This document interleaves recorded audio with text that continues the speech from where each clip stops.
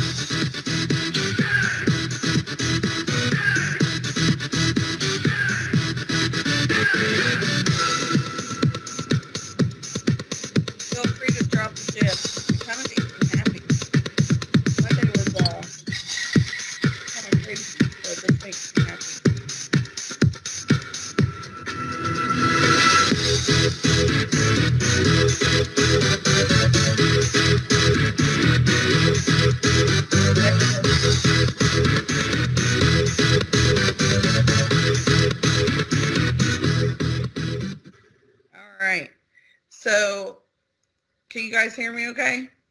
Everybody get up, it's time to slam now. We got the rhythm. All right, so,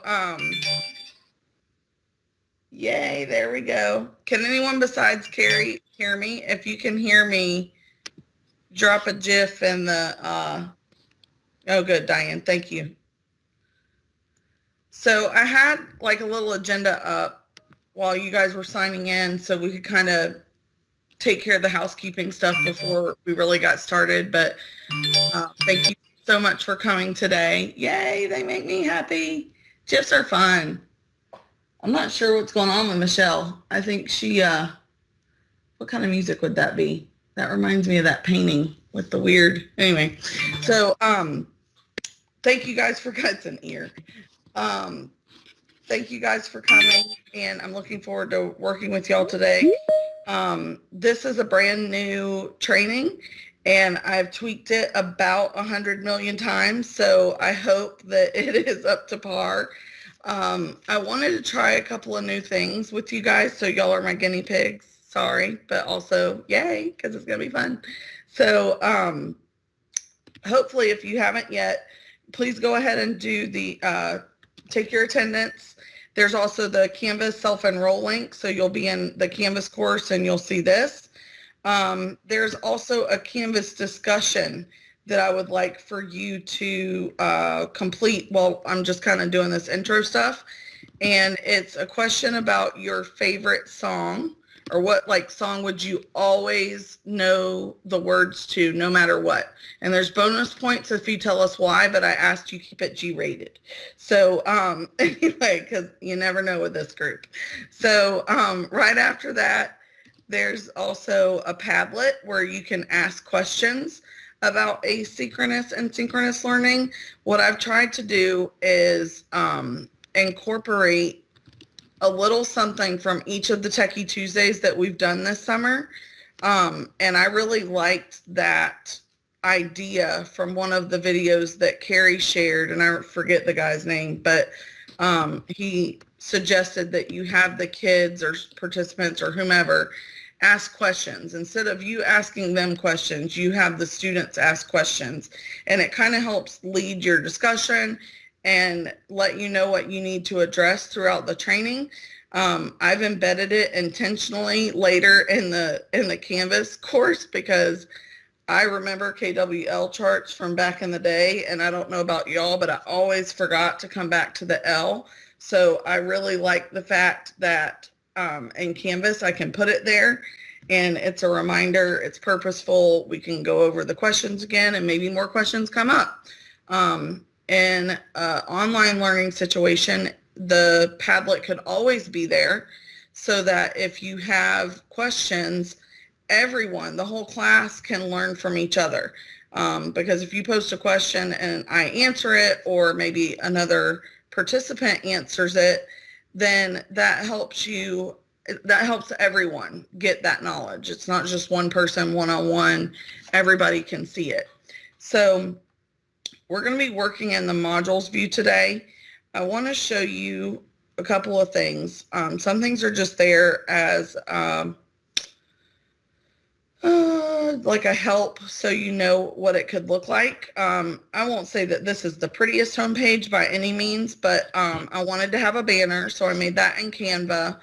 And then one of our 5th grade classes, when they created their course, they had a video that outlined how the kids would be using the Canvas course. And I just thought that was awesome. I really liked it. It was a small thing. It wasn't everybody on the 5th grade team or anything like that. It was just one person that felt comfortable enough to do it. And it gave parents and students an idea of where things were, what they were going to be doing. And I just think that that's a really important component. I'm a modules girl, so we're going to be working out of modules. It helps me stay on track. And there are the goal of this course at the end is going to be that you create your own sandbox course called Mix It Up Sandbox. And what I would like for you to do is to incorporate some of the tools and the structure of what we go over today and what you'll continue working on tomorrow and Thursday. And to clarify what that looks for, because Deborah was asking me earlier, do I have to physically be there? No. So that is kind of the beauty of asynchronous learning.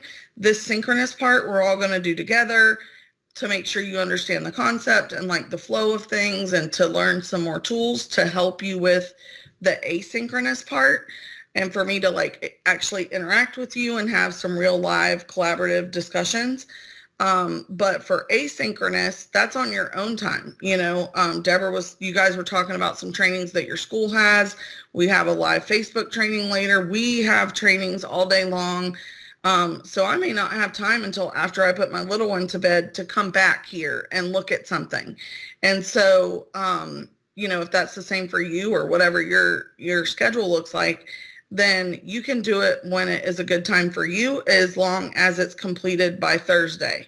I would like to schedule that follow-up time from 10 to 11 because our team has to get started on some pretty important next phase things back to school. But I wanted to provide at least an hour to kind of reflect on the experience, see what you thought, see how it went for you, see if there was anything that you wish had gone different, maybe speak to what it was like to be the student versus the teacher, and, how that could be improved, throughout time, So I had the welcome page, and if, this was on your own time and you weren't attending right now and I'm telling you this whole introduction, that video that's on the welcome page would give you that information and show you where to go in the course, so you guys can look at that later. I also, and the research that I found, saw that it was important to tell parents and students what tech tools you're going to be using in your course. So I did this little infographic with my Bitmojis because I'm a little obsessed with those at the moment. So anything that you create for your course, you could personalize and kind of let your kids see a little bit more of you. And we've seen the 3 options that we have for class, and we're probably all going to need to be pretty flexible regardless of what people choose. So I think letting your students get to know you and see you in this new way is important. So the tech tools that I've included in this training are YouTube DJ, Office 365, Wheel of Names, Mentimeter, Screencastify, Bitmoji, Canvas, Inbox, Calendar, Pages, Modules, all that good stuff. But I'm going to kind of focus on these today as well. And to decorate, to put the icing on the cake, I guess you could say, would be Canva, Bitmoji, and Pictochart, which I love. If you missed it, Becky gave a really awesome training I think it was last week. Forgive me if my times are wrong, but I'm pretty sure it was last Tuesday. I have linked her training within here later, so you can just click on it and it will show you how to use these tools. So we have that. And again, if you guys had the Canvas discussion and the Padlet to be working on while I'm just kind of talking, because you can read these things on your own, but I just wanted to kind of show you some things. So I wanted to show how you could use these within your lessons. So you want to identify a learning goal, design your lesson, choose tech tools that help you and your students collaborate more effectively, think more critically, communicate better, and create new things that were previously impossible. And you have to be flexible about this. Like sometimes it's not going to work and you might need a backup plan, or it's good to know that there are 3 different types of tools that do XYZ, because if this one is down today, we're going to use this one instead. Same reason it's important to teach your kids various things so that they have a backup or they know what they work best with. So you want to ensure that you're comfortable with the tech. If you're not, you can reach out to your digital integration specialist. That's myself, Rebecca O'Donnell, Michelle Adrian, and Carrie Wall. Any of us would help you, but we all cover specific schools, but it won't matter. Just get with who. It's better to get with your personal digital integration specialist because they know your school best, but any of us will help.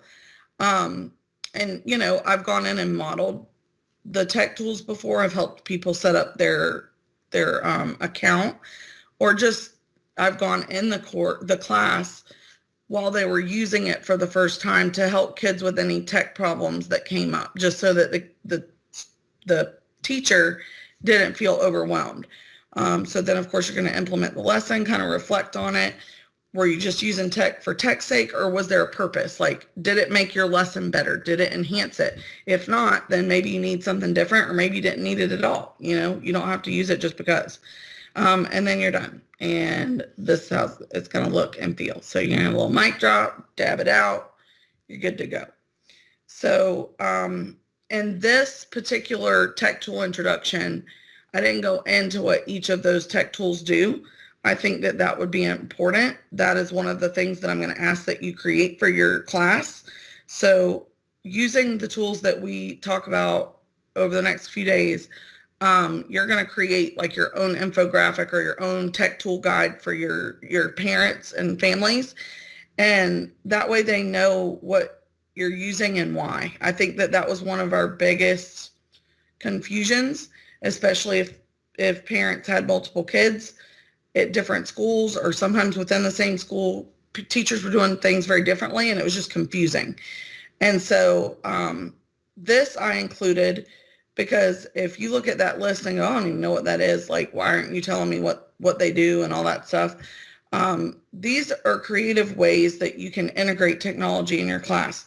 Some of you may look at this and go, yeah, I do this all day, every day, lady. I know how to do all this. Some of you may go, oh my gosh, I never thought of that. And so I wanted to include it just as a visual because as Becky taught us last week, a lot of times pictures can communicate things more effectively than a long list of, or a long article or something like that. If you can summarize it and put it all together nice and neat like this for your kids, I think that they'll appreciate that. And I think that that would be a really great application tool for them, because they're going to have to summarize information to put it into infographic. They're going to have to pick out the main ideas, and that's important. So, you know, you guys can scroll through this and read it more carefully later. I just kind of wanted to go through it and show you that it was there, in case you were kind of stumped by the list before. Like, okay, what would I do with that? You know, so I'm going to go back to my modules real quick because I want to look and make sure that the discussion is there. Yep, good. So I followed a 5E lesson plan here just because I felt like that helped me cover all of the things that I wanted to do. And I want to see who's answered this and see who we have with us, the different grade levels and all that stuff. So what song will you never forget the lyrics to? Tell us why for bonus points and keep it G-rated. That was my request. So, all right. Hey, baby, I am not going to sing this. I don't know this song. All right, sing. That's cute. That's nice. Yeah. Oh, look at you. I didn't know that, Diane. Congratulations. That's exciting and fun. Oh, yeah. I love Celebration, too. It's one of my favorite wedding songs. My husband has a really big family, and we would all go out on the dance floor and hold hands and sing that. It's fun. All right. Storm Grove Middle. Nancy. Oh, wow. I'm not sure if that's a positive memory or not. For me, I would probably throw up. So look at you. I like the fact that you responded with an image. Oh, so I will limit my story about Fancy. Let's just say it involved karaoke. We'll leave it at that. That's fun. Oh, look at you. That's fun, Jess. I know it's horrible. I'm kind of the same way. I really love songs, but so mine would probably be Ice Ice Baby, just because it was like my mission when I was 10 or whenever it came out to memorize the words to that song. I have two sisters and they're both older than me. This one at the time was 14. And so it was like a battle, and we had to always try to best the other one. Like, oh, I have that word. It kind of goes along with Baby Got Back, but we'll leave that alone. So I think I was 10. I can't remember, Michelle. I think it was around that time. Stella, I did the page with the Bitmoji, but I did not do the one that shows how to use technology in the classroom. I will tell you there are some really great templates in PictoChart that you could use, and they're already set up like that. I've created some that look similar, and when we did Tech Ventures, I think it was 2 years ago now, one of my section was design, like digital design, and we used them and created infographics like that. So it was fun. Oh yeah, the blue page, no, I did not create that. The editor is at the bottom. So you could probably Google her name. She's probably on Twitter, all that good stuff. All right, so why did I have you do that? Hold on. Yes, I do want to talk about that. So you guys noticed that I had Y'all Ready for This playing in the background. Drop a GIF in the chat and tell me how that song makes you feel. Like, what kind of emotion does that evoke?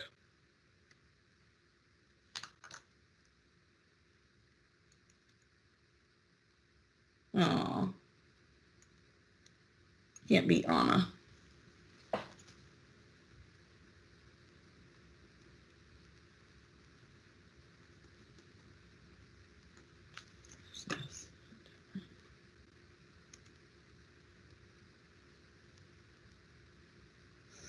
I love it. Oh, Patty, I'm so sad. It was Space Jams. Y'all ready for this? Nah, nah, nah, nah, nah, nah. I won't go further because, you know, I mean, I know I have a really good singing voice, but I won't do that to y'all. To me, that's like one of the required songs before any like basketball game. That's what I associate with it, high school basketball. They would always play this really fun, upbeat music, and the guys would come running out. The crowd goes wild. Woo! Yeah, something like that. That's how it looked.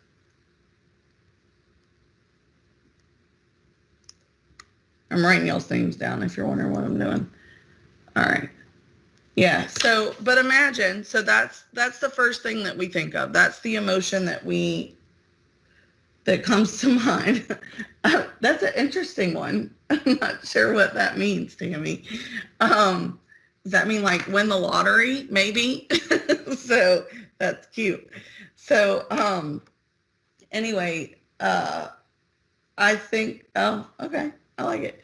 So my thought about that was I like that song and it gets me excited. And like when I was creating the training, I would have it playing in the background. But then after a while, it kind of loses its effect. I don't feel quite as excited about it anymore. And I'm like, okay, I've listened to it 10 times now. And so I feel like that was my analogy for this training because you have to mix it up. And so what I did, I actually paid for something I didn't get my money back on, but this was, oh, it wasn't that one. Hold on. Where'd I have it? Oh my gosh, I thought I brought it up. See, I had all my little tabs ready. All right, I got to go back in here, I guess. All right, that's fine. No biggie. I put it in here. So I wanted all my tabs ready. So I was like, bam, bam, bam. It's not gonna work like that, but it'll still be good. So DJ Mix a Lot. I don't know what my real DJ name would be, but I wanted to show you this because I thought it was cute. You can actually become a real DJ, kind of like a internet DJ. And so it comes up, it asks you if you want to mix these videos. You can search for songs on YouTube. This is free. The other one was $5.90. What a weird number. But anyway, and it was complicated. I couldn't get it to work. And anyway, if you bring up these songs, they come right up. And I really liked the fact that it was easy. Watch it take a lot longer this time. But you can see it's thinking about it. Oh, of course, whatever. Oh, that's interesting. I didn't get that last time. Maybe other people found out about this before. Oh, well, you can paste the direct YouTube. I'm not going to mess with that right now. I think y'all get the point. Like if you listen to a song over and over again, like if you were on, I did it so I was in order, Carrie. So I was like, bam, bam, bam, all the stuff that I needed, but I can access it through Canvas. It's not a big deal. Yeah, so I will now make this published. I hid it because I didn't want y'all messing around with it before today's lesson. I looked in there last night and I won't name any names, but there were some students that had already been in there for almost an hour. And so I was trying to hide it so that people didn't see all of my tricks before today. But it's kind of fun. But I will tell you, I thought I would be really good at it because I used to love dancing and going out. But I knew a good DJ when I heard it, and you know a bad one when you hear that if they don't have the beats they don't match up the beats. And I feel like the same is true of asynchronous and synchronous learning. You have to make them cohesive and work together. So we're going to work together here today, and then we're going to I'm going to release you and let you become your own DJ and see how that goes. Hopefully it won't be as hard as that particular activity was for me. So what I would like for y'all to do, we're going to actually do a collaborative activity. I don't know if you guys have done this before. You cannot see the pages. That's right. So Nancy, when you say you can't see the pages, what, are you not able to see my screen? No, I did sign into the course, but all I have is home, announcements, grade, and modules on the side. Will you click on modules for me?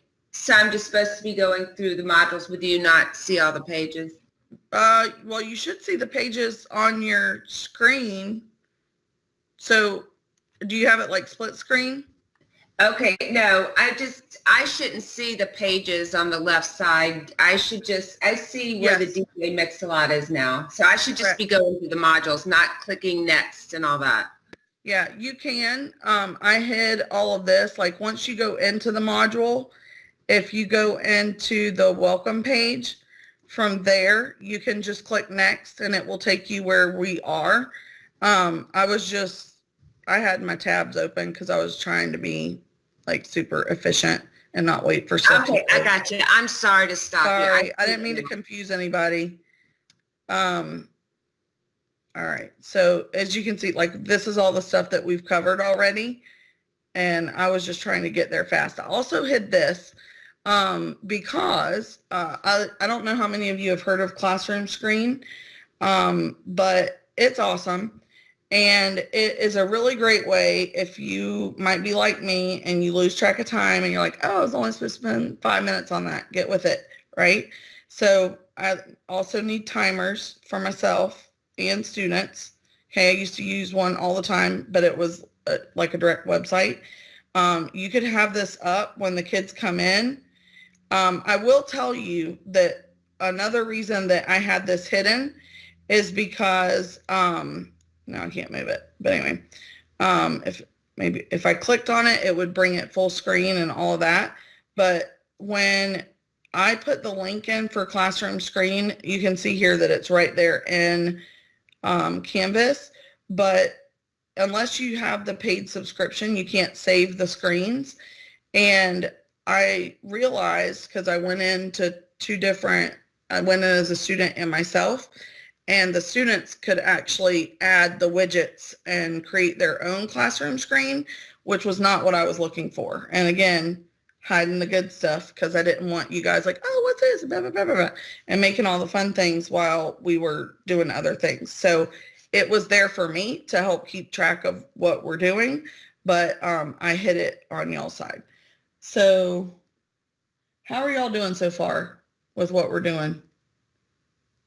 Is there anybody that has a question? I'll ask it that way. Probably less time consuming because you're probably mostly okay.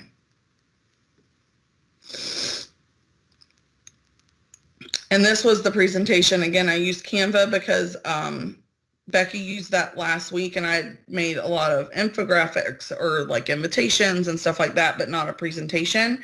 I loved it because I liked the way it appeared on the page. And I actually downloaded the presentation as a PDF because the way I wanted it to load. And all of these links are active, which is nice. And, you know, the kids don't have to click next. They can just scroll through. So this is the agenda, you know, that we're going to be working on today. So we had the discussion. We're on collaborative research right now. If you haven't, I need you to go to your ClassLink tab and go into OneDrive and sign in if you haven't signed in today, because that will make our collaborative PowerPoint work better. And I liked it, Becky, because we have the multiple days and I didn't have to make it look like that. Like it already had like the little folder. I thought it was cute. But anyway, I like the way it looks on the page. I wouldn't bet on a accent, Stella. I know that PowerPoint has what you're talking about, and I think it's over 60 languages, and it actually pops up and it's closed captioning on the side. I don't believe Canva offers that feature, but I haven't played that much with the presentation side of it. So I just, I'd have to play with that. But if you need that or want that, I would go PowerPoint probably. Yes. So Stella. Okay. Sorry, Carrie. I realize now I thought she was talking about Canva. All right. So this is what we're going to be focusing on today. And we're on this part. So hopefully you guys have signed in to your Office 365. And I'm going to set the timer in just a second. So that we can start doing that. What I'm going to be asking you to do is kind of do some research on what you would need for pre-planning a lesson that would mix the two learning styles. And I want you to find a resource that addresses pre-planning, like what kind of tool would you need? And to give you an example, I made the tech tool guide, right? So there's one example. And then I want you to find an asynchronous resource and a synchronous learning resource. And I'm going to go in while you guys are doing your research, and I am going to write your names on the PowerPoint slides, and you will find your name and put your resource on that particular slide. Does anybody have any questions about what that looks like or how to do it?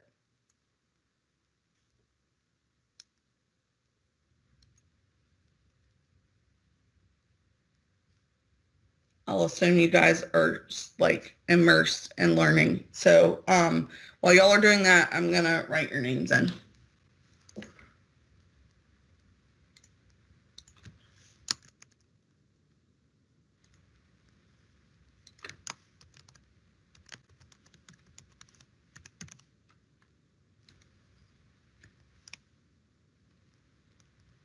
Girls, if y'all want your names in, when I say girls, I mean my team, I'll add them in at the end, but I don't know if you're actually doing this or not, so.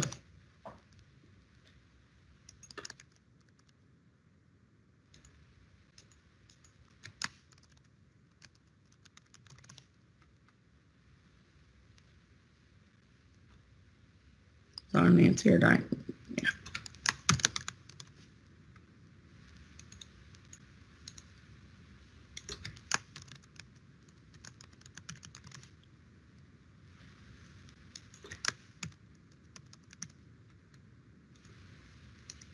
I'm trying to embrace the silence. I like the fact that I've given you a task, so because you're all so amazing, I know that you're doing that. I'm not just waiting for us to be done.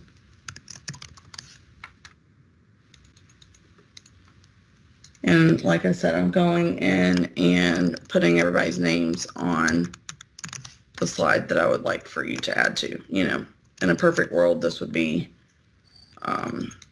alphabetical and all that stuff, but we're just going with it. Sally, I am Yes, ma'am. totally lost. I'm totally Okay. lost. How can I help?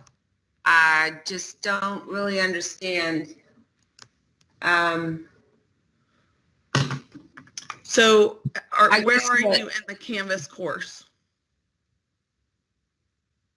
No, I know that we're supposed to be doing these slides, but I guess I'm totally confused between the synchronous activities, asynchronous, and what we're supposed to be doing. Okay, so synchronous activities are when you learn in a sequence, and you're right, actually, I probably should have talked about that. I had my definitions, but that's part of our asynchronous, so I'm going to write a little star next to that for me to redo that for next time.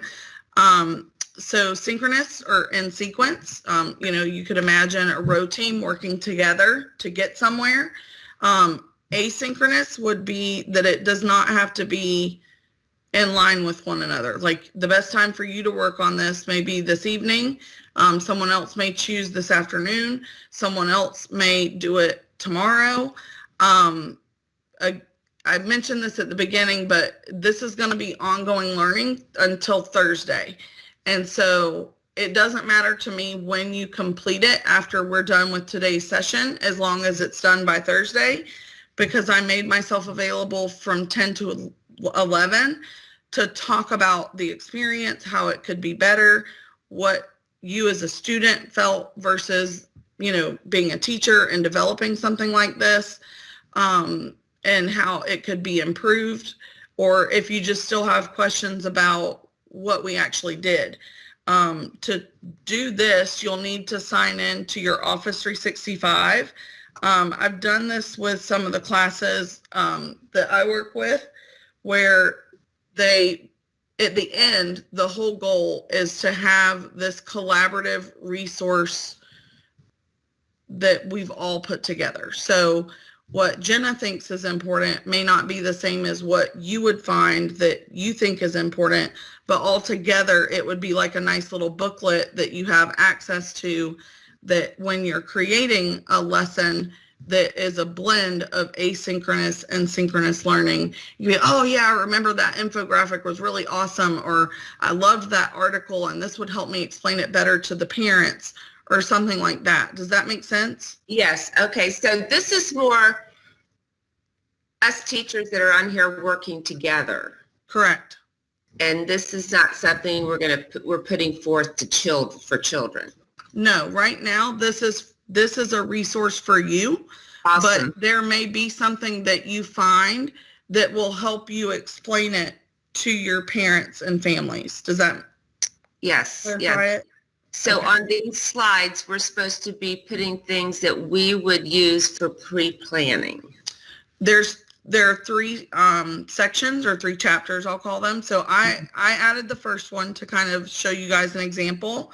I love this girl. If y'all don't know who she is, or if you've never heard of Catlin Tucker, please look her up on Twitter, even her blog. I think this came from her blog, and another template that I found came from there. But she says that you should provide them with an agenda. So I made that in Canva, so you guys knew what we were doing and where we were. Communicate your expectations for participation and behavior. We've addressed behavior multiple times with you guys. Y'all know to use the chat, like we're good with that. Invite students to generate their own discussion questions. That's where the Padlet comes in.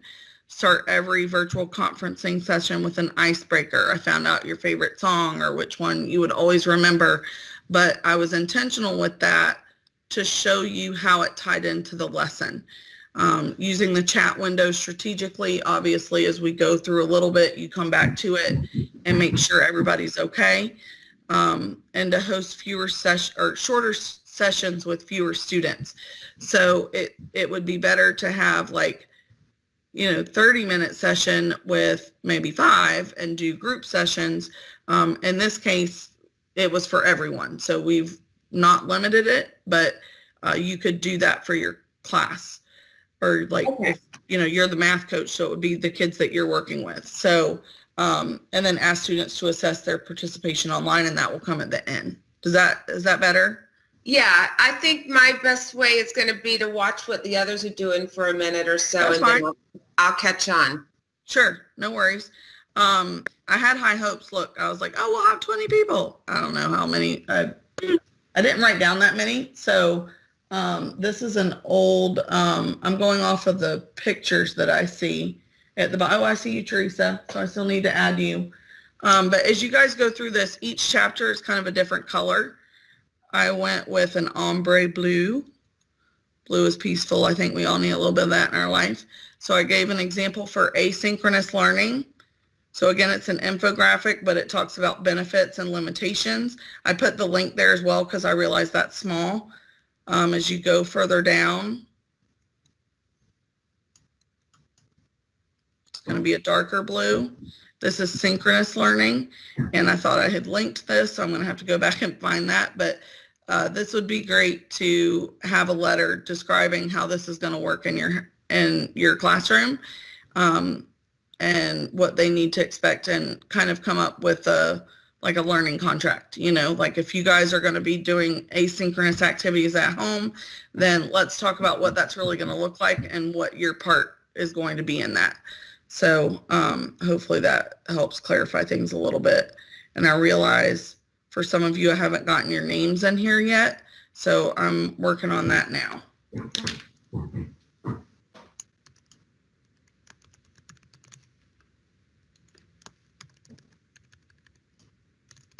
Sally, Deborah here. Yeah.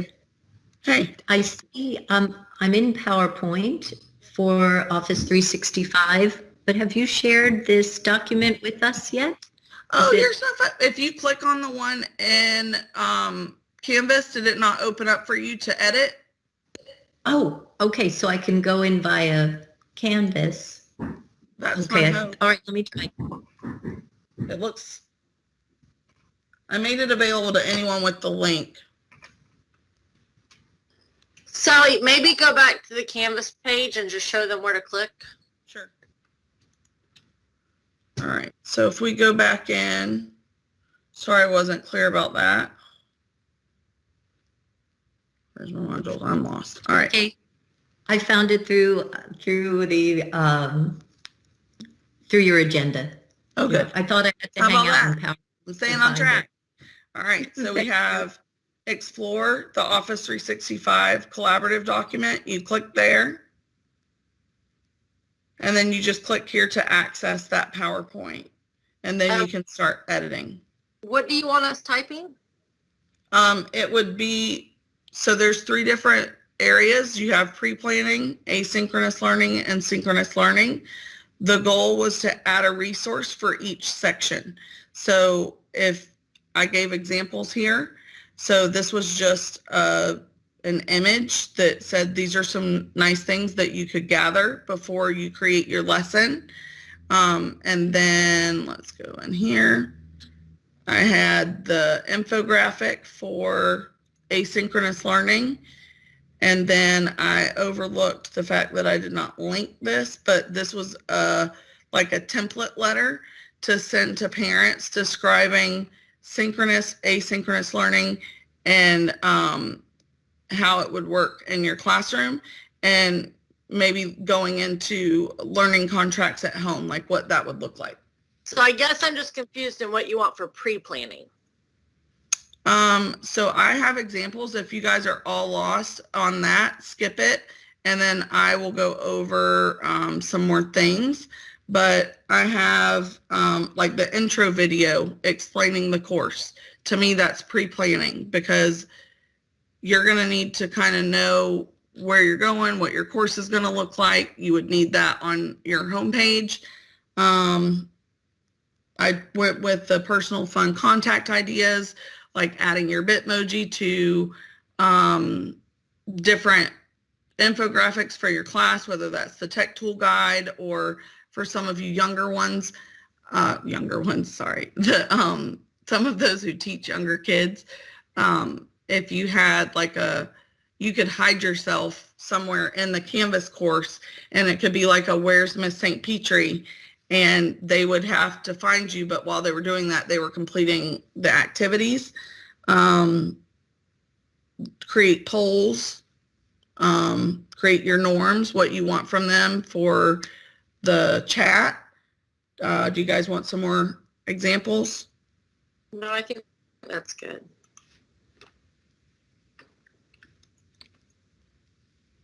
And like I said, sorry, I don't have everybody's name up there yet.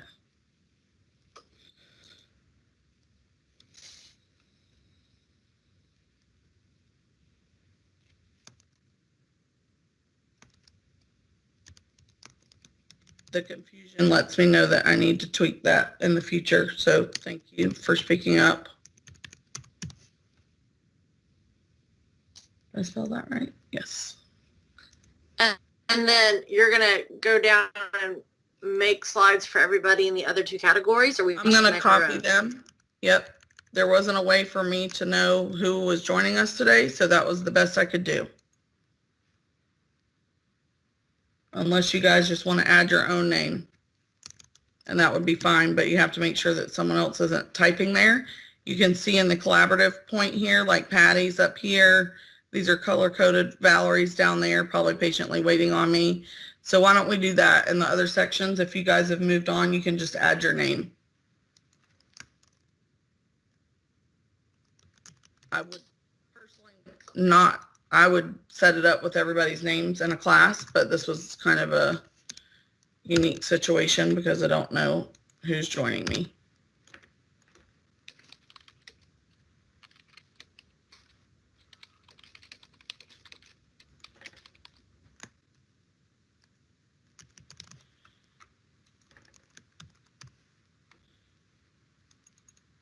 And I would do it alphabetically. In my perfect world that lives with my rainbows and my unicorns. Yeah, that one. Hopefully I have everybody. If I missed you, please let me know and I'll be sure to add you.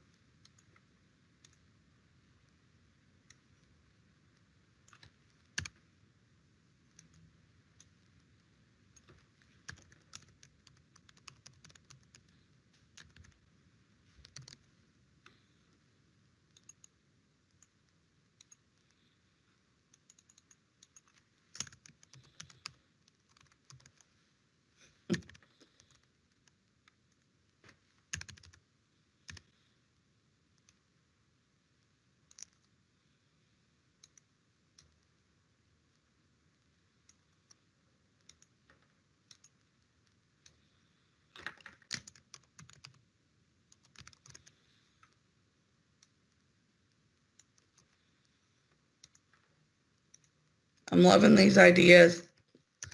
I went in and just copied your slides down. I don't still have my ombre, but I'll live. It's more important that y'all have what you need here.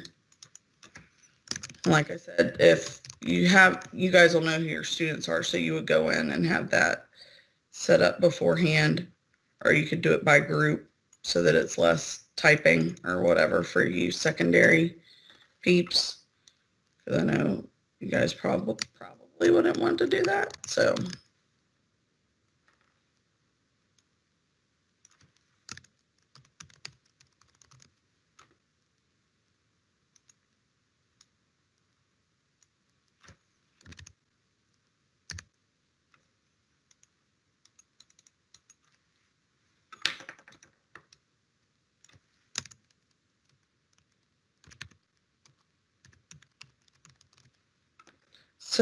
this came from an idea when I went to a conference a few years ago, and it was more of like those unconferences. I don't know if you guys have participated in any of those that they hosted here, but there's not a topic. Like you go in and, I mean, it was part of the conference that had a topic, but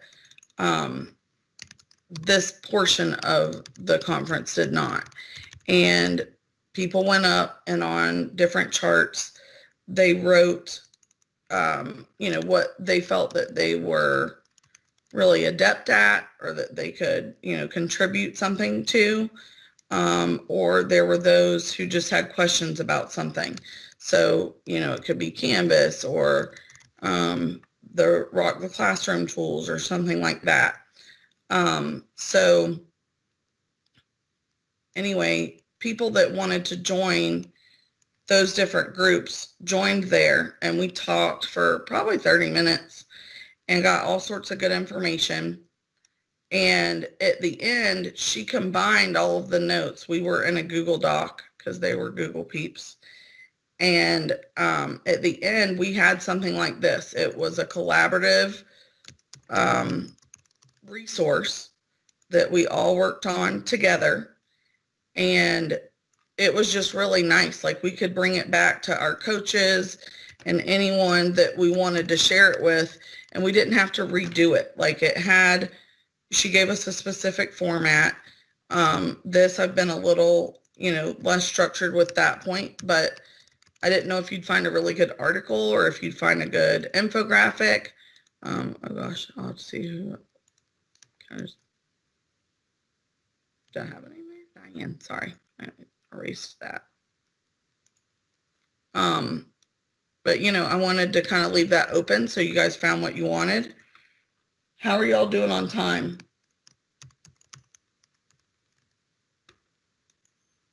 I was going to let this keep rolling for a bit. Make sure everybody feels okay. And if you're uncomfortable or you're still not really understanding, please let me know. I want to make sure that that's clear.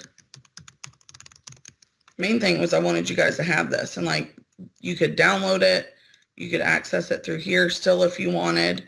But either way, there might be something that someone else finds, like we're maximizing our time. So if you wanted to include this information for your parents and kids, then there's a lot of research that's already done. If you multiply 20 minutes by 20 people, you have quite a bit of information. And it's okay if it duplicates, like I'm not too worried about that right now. That just means it was a really good resource.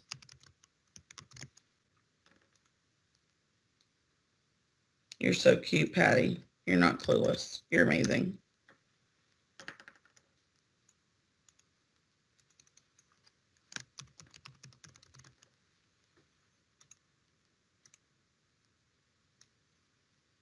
Cute. I like that, Carrie.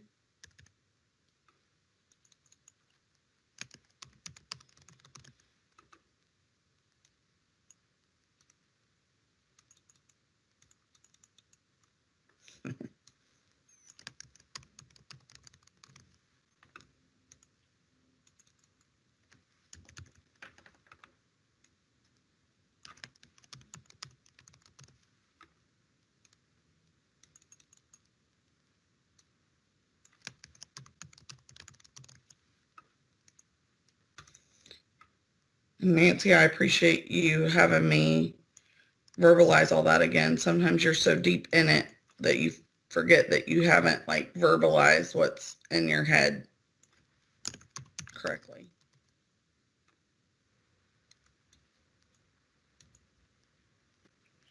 Teresa, are you in the Canvas course?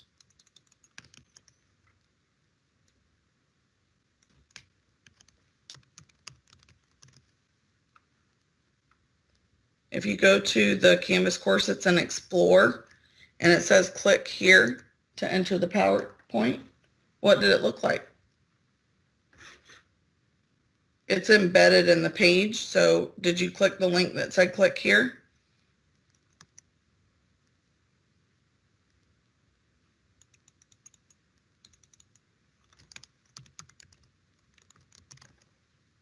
You can talk if that's easier.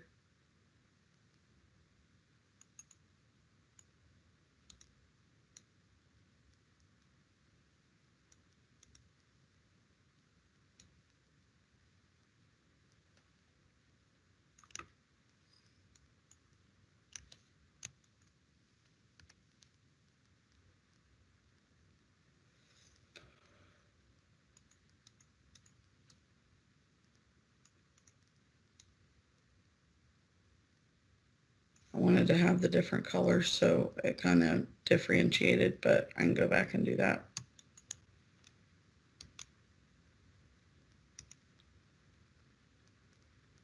Teresa, were you able to find it, or do you need me to go, like display it on my end?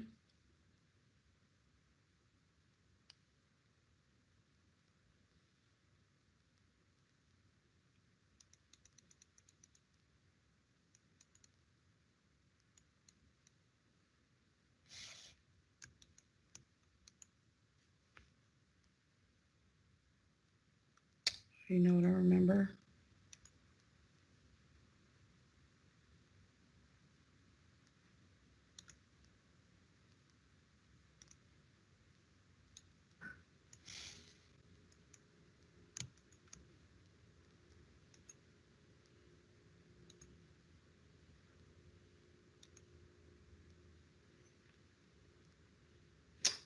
Oh, I'll get you cleared up.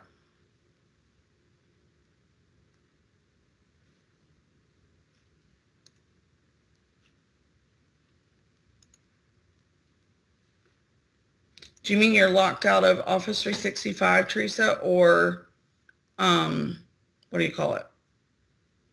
Like ClassLink or your computer?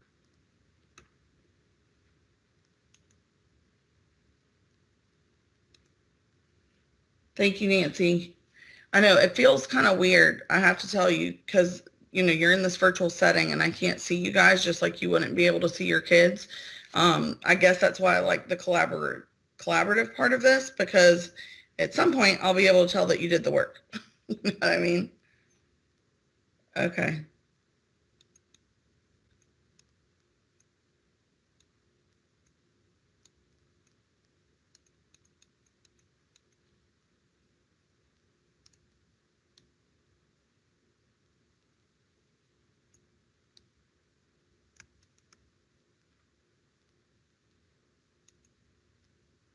Teresa, I'm not showing that you're locked out, but I went ahead and unlocked you again. So maybe close the tab and try to go back into Canvas from ClassLink again. Yeah, Teresa, that happened to me. And for a while I had to use my old password to get into the computer and my new password to get into things within ClassLink until I went back on the network.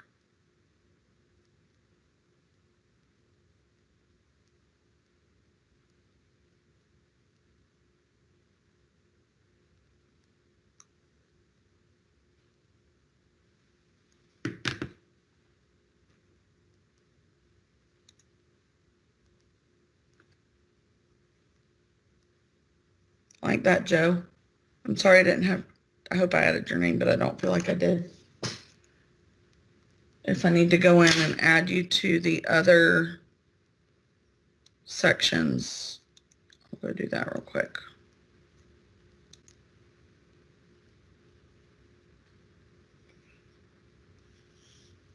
I like that. Yeah, I think the how to navigate Canvas is an important one. Bitmojis are a personal preference, but that's just me being me.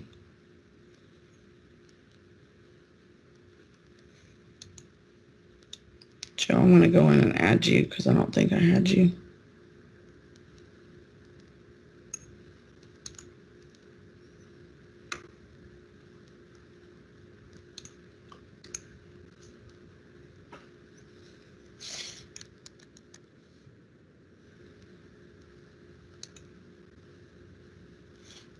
Did I do it?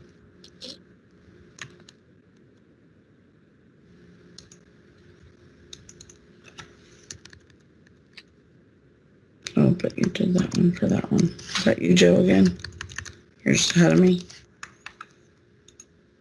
Hey, Mariella, welcome for joining us. I just dropped the link for you in the chat to the self-enroll link for the course that we're working out of, and make sure you also do today's attendance. And then if you want to just watch for a minute to see where we're at and get caught up.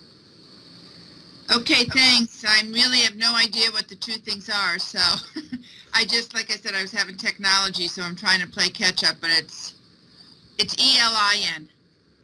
Oh, I'm sorry. That's all right, it's just that it won't register. And then BARR. What'd you say? M-A-W. Oh, Barr, like Mary Ellen Barr? Correct.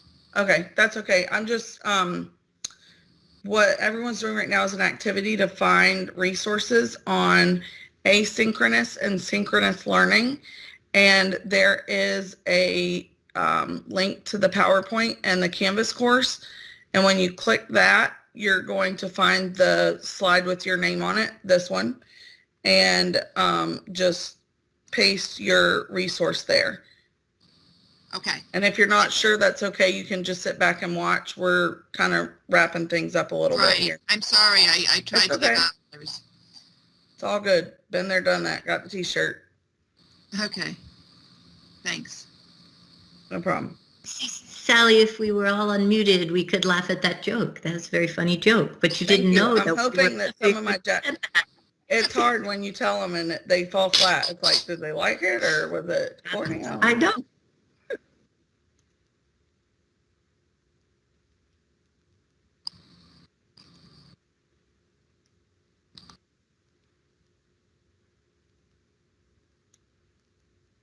So I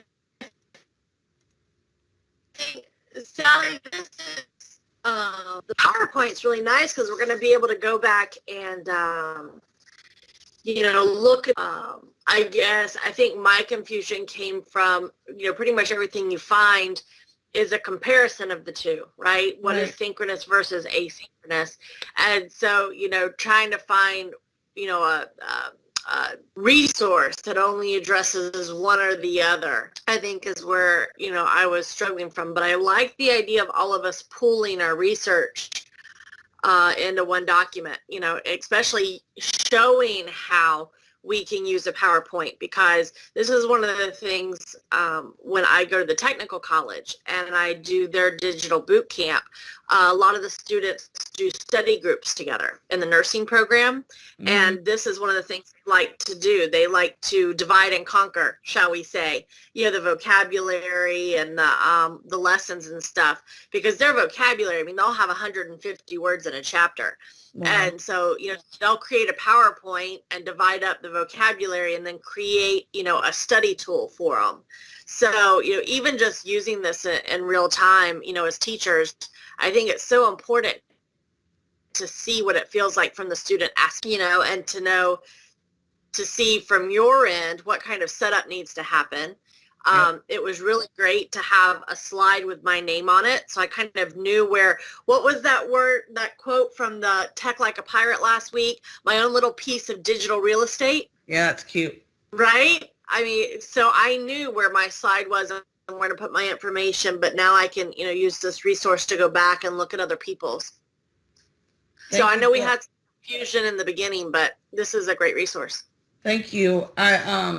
I was a little nervous once the questions started coming in because you don't ever know. But and I also need to remember that everybody's experience has been a little bit different. You guys are probably all at different levels, and I apologize for probably not explaining Office 365 in a collaborative sense a little bit more.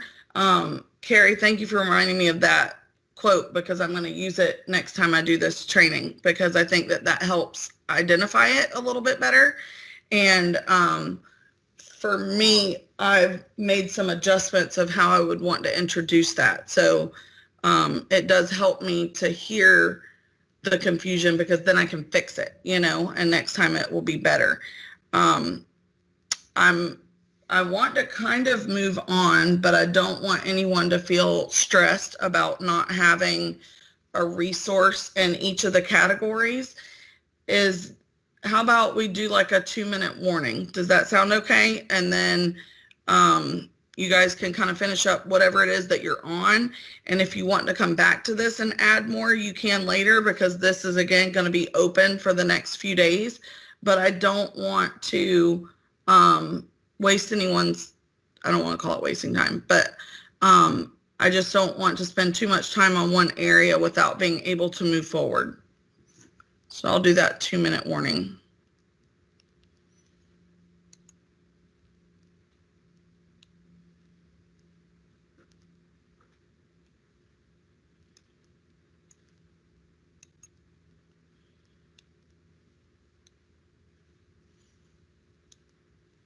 I'm using my classroom screen because I knew that was there. And I need that visual.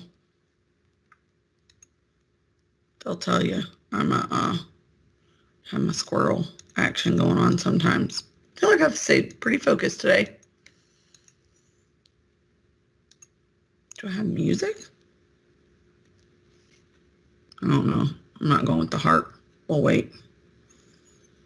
But it looks like you can add music. That's fun. Haven't played with that, so I don't want it to be obnoxious.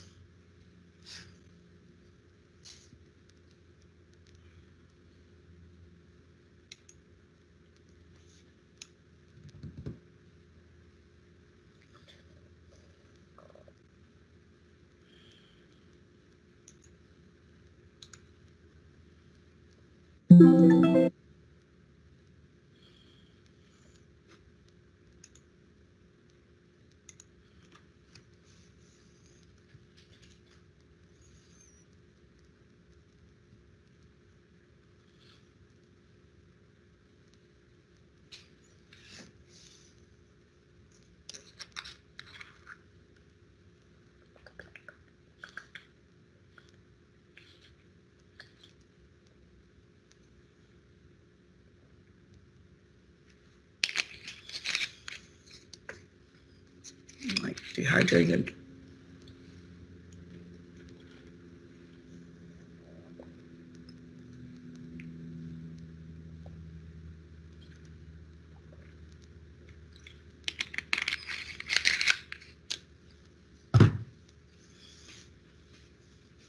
Got about 30 seconds.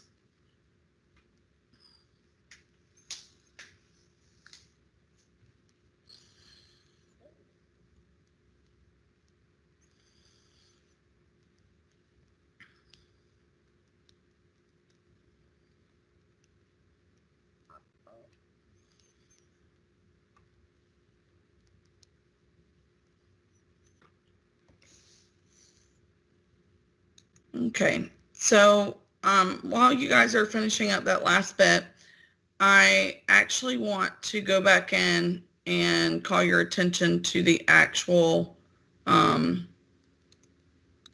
PowerPoint. Like Carrie said, it is a huge time saver, like if people are working in groups. And I had several 5th grade classes that did this very well over the last few years.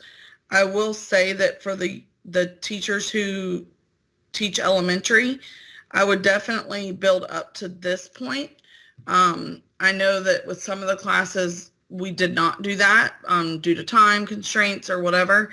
And, you know, having 23 little pumpkins sign in, go to their PowerPoint slide and start working was a little much, and they were naughty. And so they would go in and like delete someone's, or they would turn the font white on a white background. So you think that it's gone. It's not really, all this crazy stuff. And so I personally would recommend kind of building up to that. So like they would work in partners, probably like a pair, and then maybe build up to a group of 4 and then move up from there. And then that way, those particular students only have access to that one document, whether it be, a Word document, an Excel spreadsheet, PowerPoint, Sway, whatever it is that you want to use inside of Office 365. It's kind of locked down until you get ready for a bigger project like this. I know that some teachers used it at the end of the year. So, a lot of 5th grade classes do like a graduation of some sort, and they would have the PowerPoint slide where all the parents cry, and it's, super emotional, but where they have like the baby picture and then like a little quote about the kid, or maybe pictures from throughout the year. And especially in a situation like that, to gather all of those and then curate them, put them together, that can take a good bit of time, but the kids could do their own and it would take much less time and still be meaningful. So I just think it's important to note that. And so you can see I actually embedded the PowerPoint. When you were within PowerPoint, you can either get a link to share, which you get underneath your name, and there's a little arrow, and you can just share a link, and you can adjust the security settings. For me, I allowed anyone in the school district with the link to view, and I allowed editing. And then you apply that, and it is so.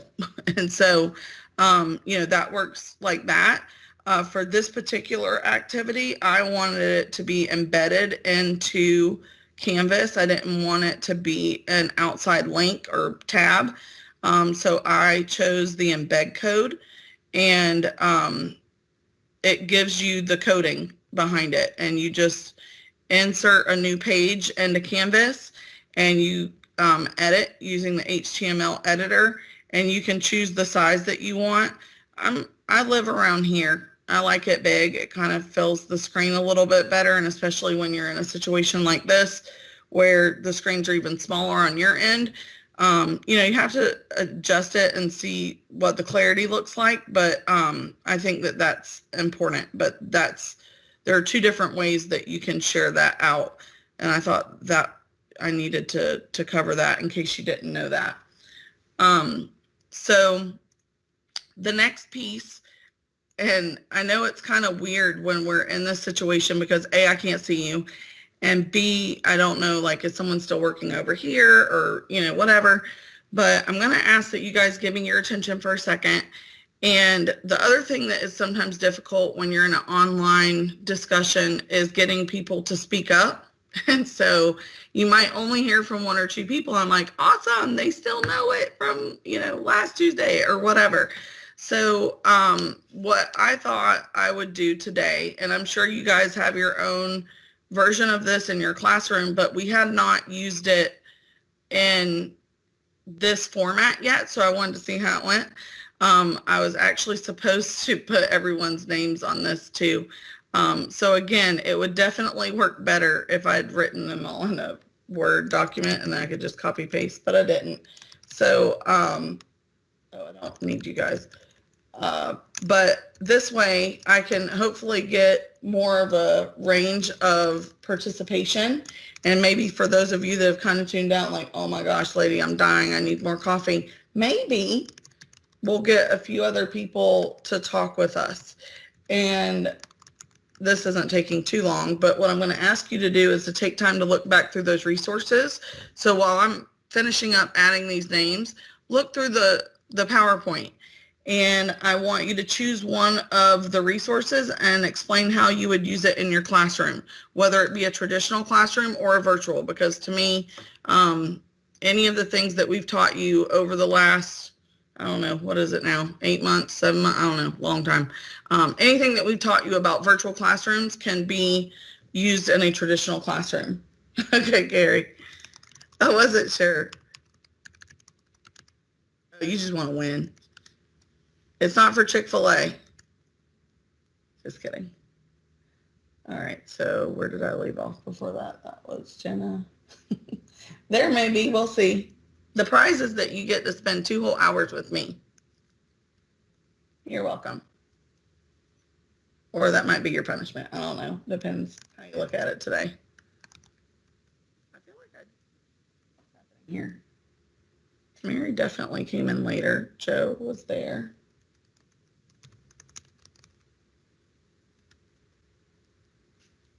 Did I miss Peeps?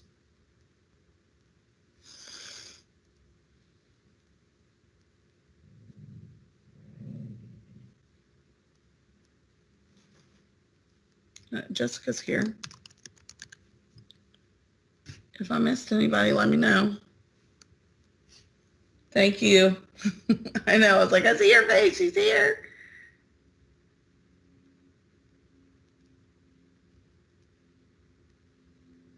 And thank you to those of you that have added your picture. It helps so much.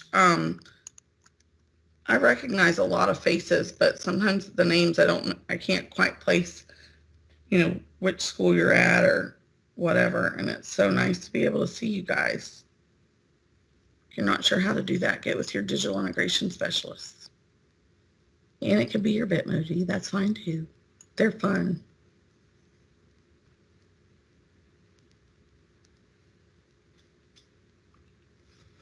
All right.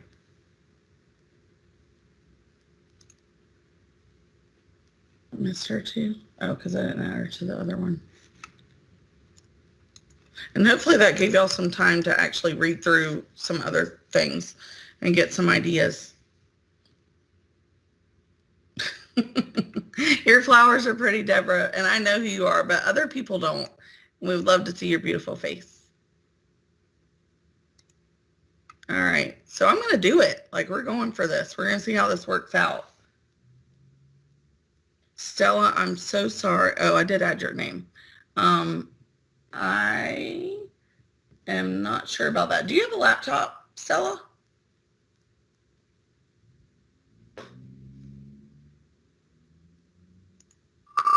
Look, it's so fun. Mary Ellen, you're our winner. I know you came in late. But look. That's so much fun. I feel like I won. All right, so Mary Ellen, I know you came in late. So, but you did mention that you did not know what either of these were. And so I'm hoping that our collaborative resource was somewhat helpful in clarifying. Did you find anything in particular that you would like to discuss? I knew my name would come up because I have no clue what this is all about. But I'm giving you a hug. It's okay. I don't need, be honest with you, I'm just kind of following along and I'm sounding really like what's going on here, and I apologize for my ignorance to everyone else, but I'm just trying to catch up with you all, and I don't even know the difference, and I don't know where to get that. You're talking about the collaborative page. I'm still just kind of totally watching. Okay. We can Don't worry about it. Others don't want to hear this. I'll talk to you later. Yeah, no worries. And listen, I have days where I feel like that all day. You can ask Carrie. It's all right. We are all moving at a very fast pace, and it can be hard. So I'm going to spin it again so someone else has a chance to win. And Mary Ellen, I'm hoping through our conversation it helps clarify some things for you. But we can definitely talk later. Okay, thanks. You're welcome. Stella. All right, Stella. If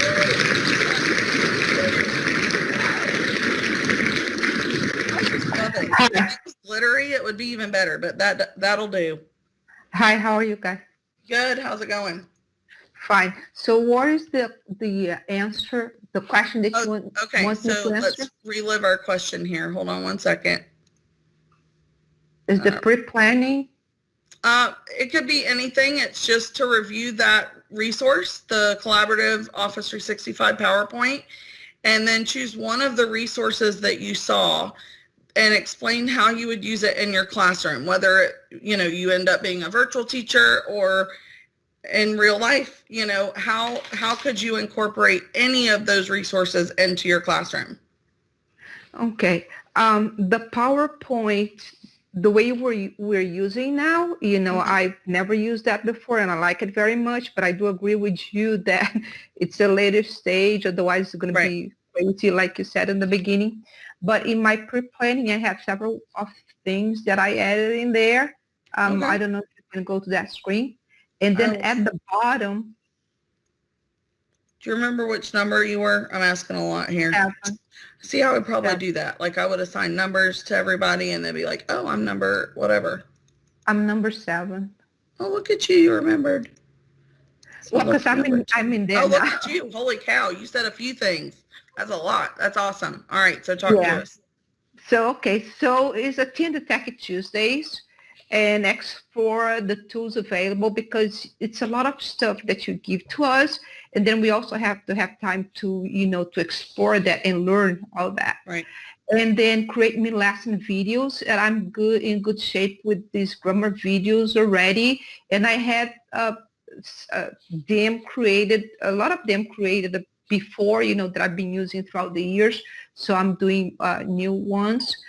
Create a Canvas page for the course. And I have this already for 2 years. Create a formative assessment in quizzes and tests in Canvas. I have to work on them because the quizzes, the problem that I was having is that when I had a student that was an ESE student, I found out that if I have to give the quiz to the student like a paper format, Canvas doesn't do that. I mean, it goes all crazy.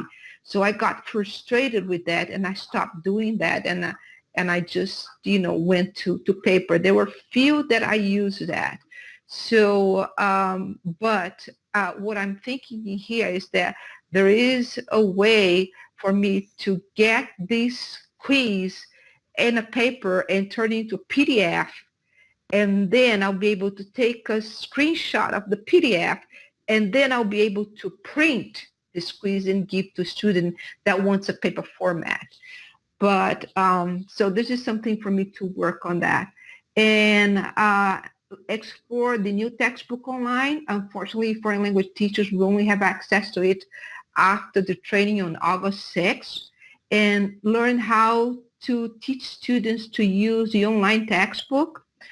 Make sure I know how to use the tech in school, like the camera that the teacher desktop computers will have, I assume. The document camera with option 3 at the same time. So I'm thinking, like if I want to have, if the class is like option 3 and I want to have my document camera showing whatever in the classroom or showing even myself or showing the board in there, how do I do this? Because what we have the control on the wall.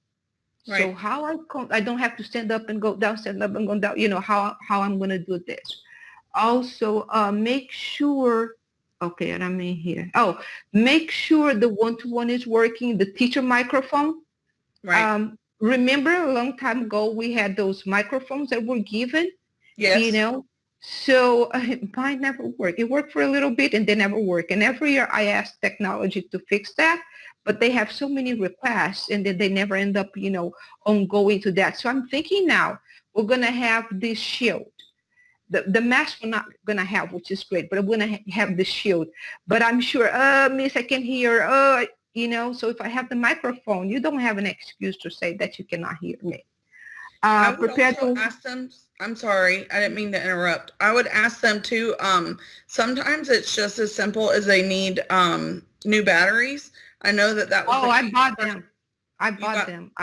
Yeah. So they may have some extra. I don't know how you guys handle it at your school. We used to have to hand them in to the media specialist, but 2 years work on this. So anyway, prepare the walls of my classroom with with necessary posters and have the posters available in digital format.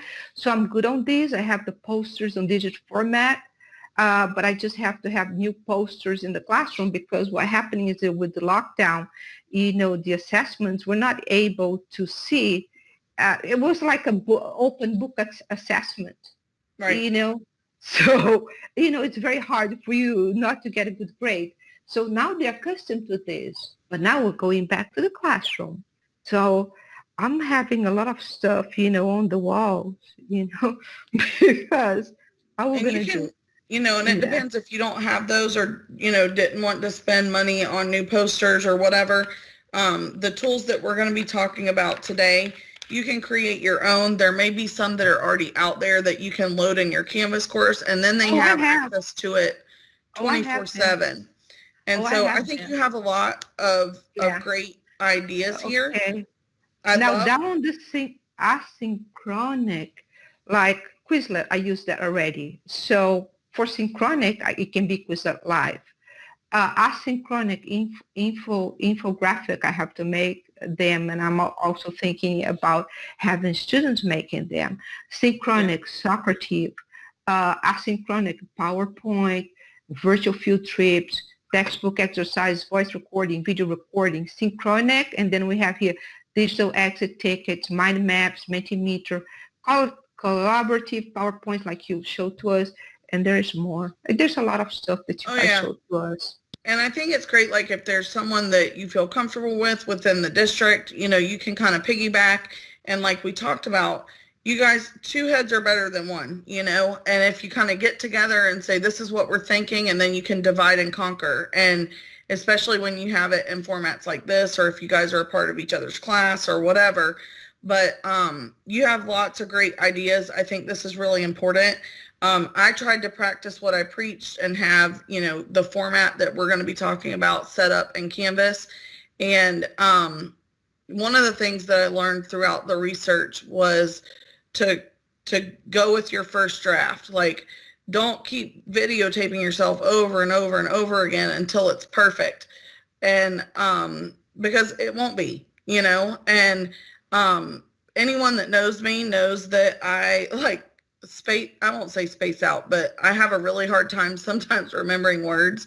And so some of the videos, you guys are going to see that. And I just went with it, and I still couldn't remember the word. I was trying to remember bloopers. Bloopers was the word. And, there's going to be those. And unless it is like completely, out of control and really disruptive or whatever, it helps kids see that their videos don't have to be perfect. It's okay. And it lets them see who you really are instead of some fake robot, like up there, I am perfect, I do this, whatever. Like, just do it and let them see who you are. And that was hard for me because I used to do videos over and over, but it'll save you time. It'll help them. We've done some trainings on humanizing a course. I think that that's important to see that they don't have to be perfect. This is a process. We're all learning and growing together, and somebody's gonna mess up sometime. Like, it is what it is, So one good thing that I like, but I'm planning on starting doing more on that is OneNote. Yes, and I still have some exploring to do with that.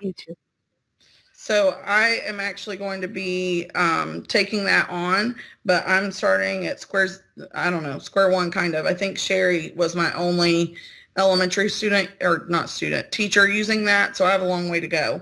But I need to kind of move on. But Stella, I really appreciate you sharing your resources there. Hopefully you guys have time at some point to look back through these.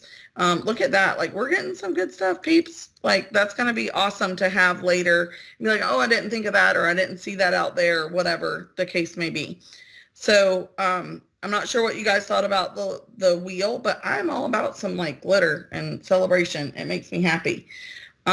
So yeah, Jess, we can learn together. So Mentimeter is another tool that helps ensure participation, or encourages it for sure. What I'd like for all of you to do now, that was kind of like singling just a couple of people out. What resources would you want or need to create a successful mix of asynchronous and synchronous learning in your classroom? So based on the resources that you guys have looked through on our PowerPoint or just resources that you found, I allowed you to enter up to 5 items. And so you can put those in there and then submit. I'm not sure if you guys have seen this before, but it creates a word cloud. Mentimeter also offers some other ways to use this, like polls and stuff, but I thought this would be cool to see what people thought would be the most useful.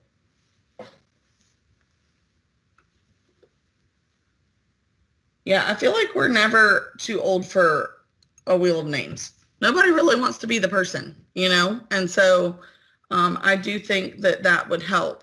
Yes, Tammy, definitely a formative assessment. You could use it for an exit ticket or like in the middle of talking about a topic to see if they're not picking up what you're laying down, you can kind of adjust your stream, you know?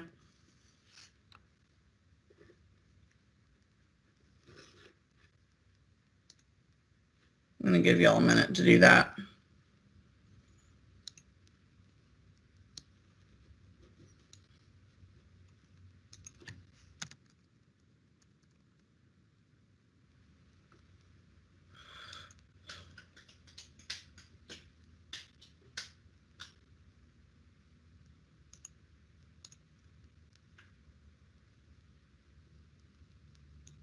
That's weird.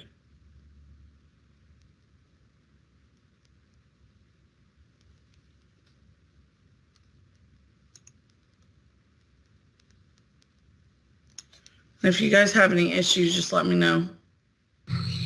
Sally, can you put the results screen up? Yes, that's what I was pulling up. It's fun. Yeah, sorry, I love to see it as it comes up. Yeah, I forgot to put that in there. But this is super cool because you can see what is the most popular answer because it will get bigger. And we're having a nice range. That makes me happy too, because there's a lot. And I think that variety is the spice of life. That's why we're mixing it up. Time. If you find some, let me know.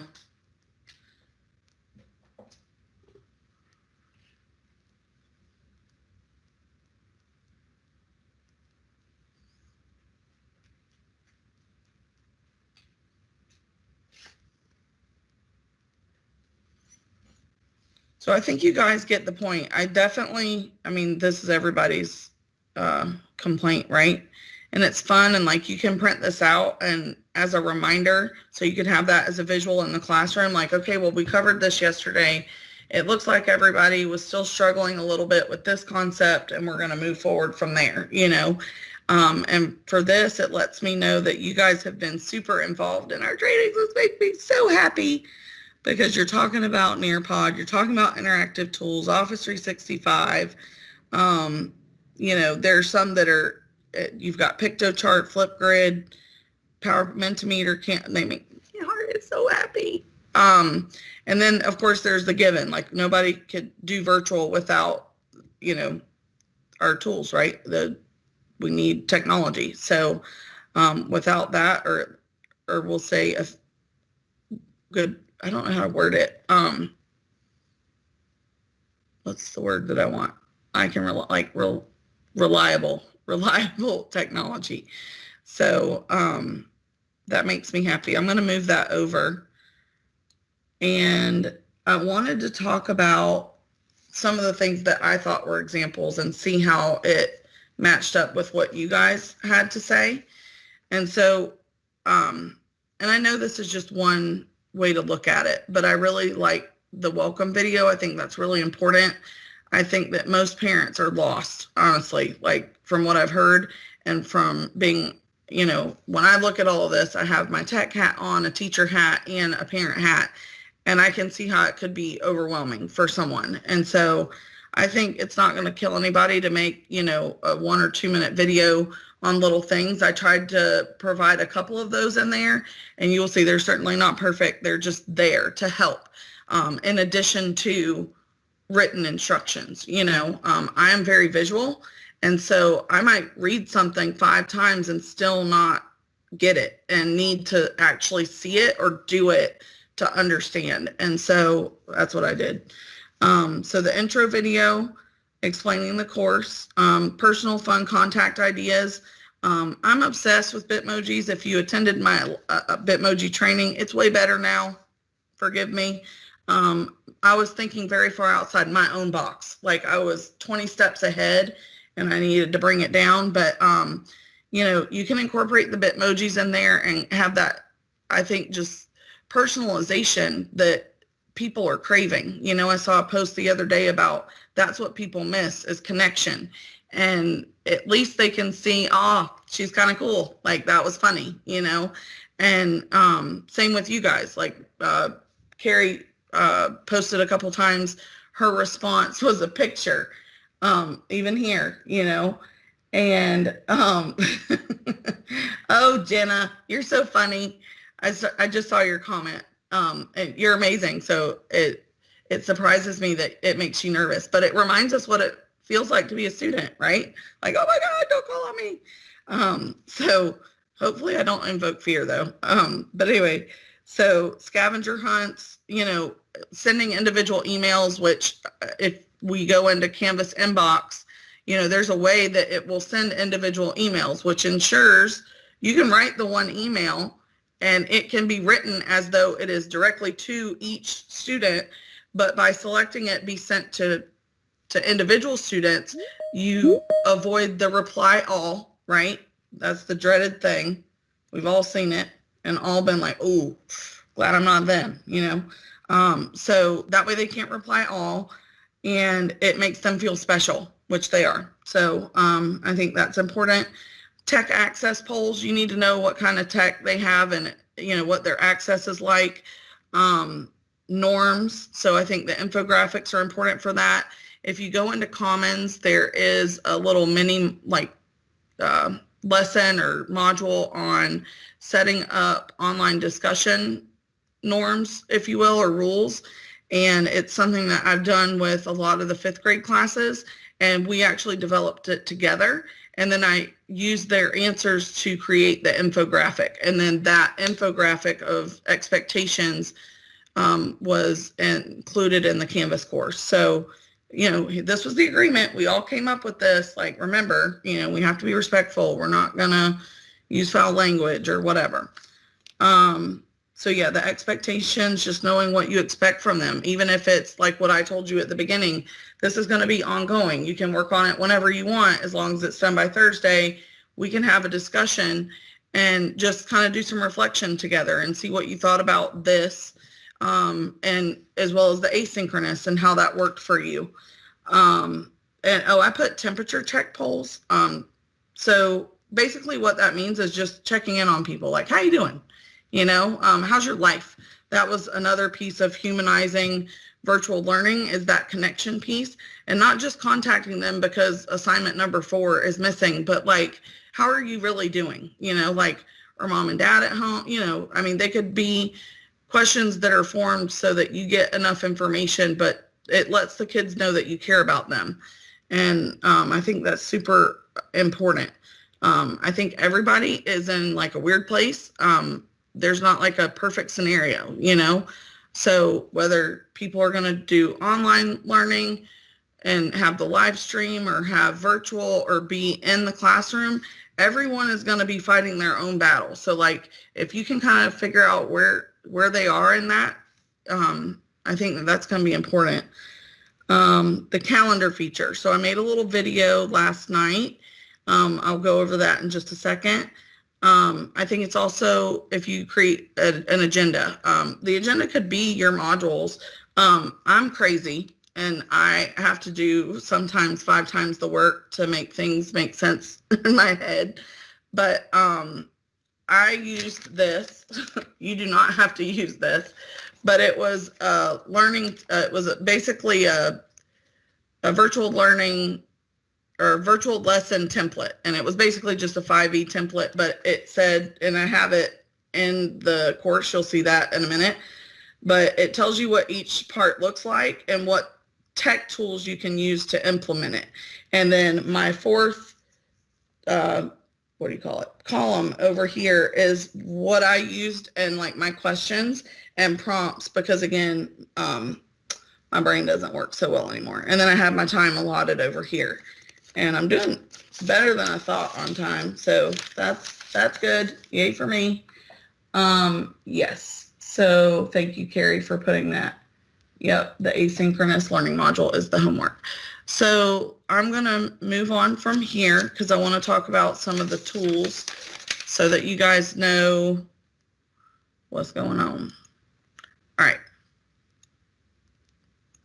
Hopefully, and I'm hoping some of this is new. I tried to go back through our Techie Tuesdays and pick like a little something from each of them. So if you missed them, you go, oh man, I should have gone back to that. Or you can just go into the Techie Tuesday page and click on those trainings and see them, if the recordings worked. I'm not sure which ones are there or not, but, or at least know to ask the question. Like, you don't know what you don't know, right?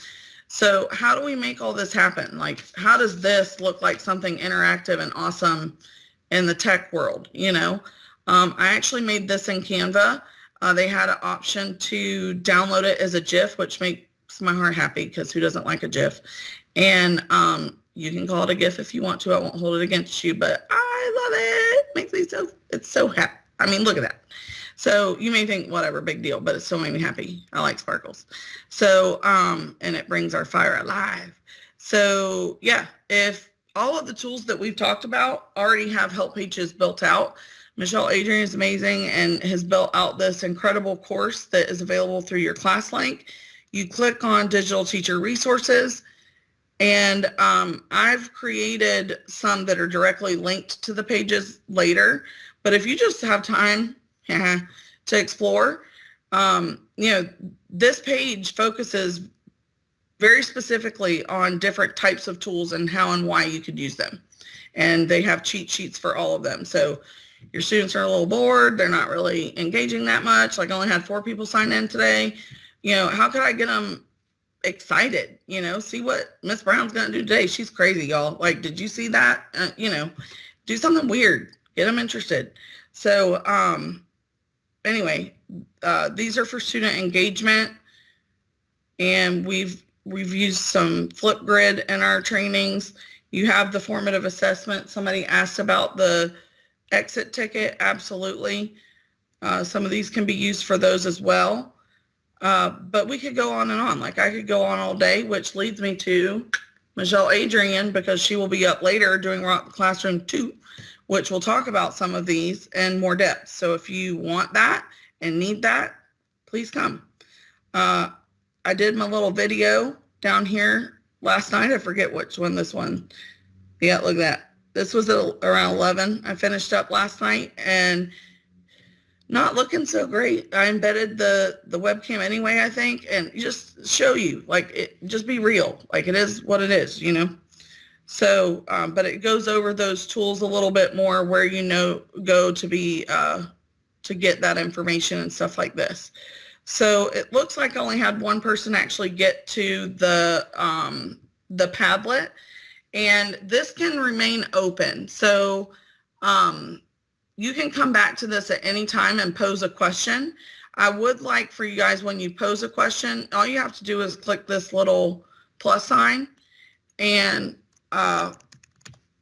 you can have the title. I'd like that to be your name, and then just ask your question, and you should just be able to type.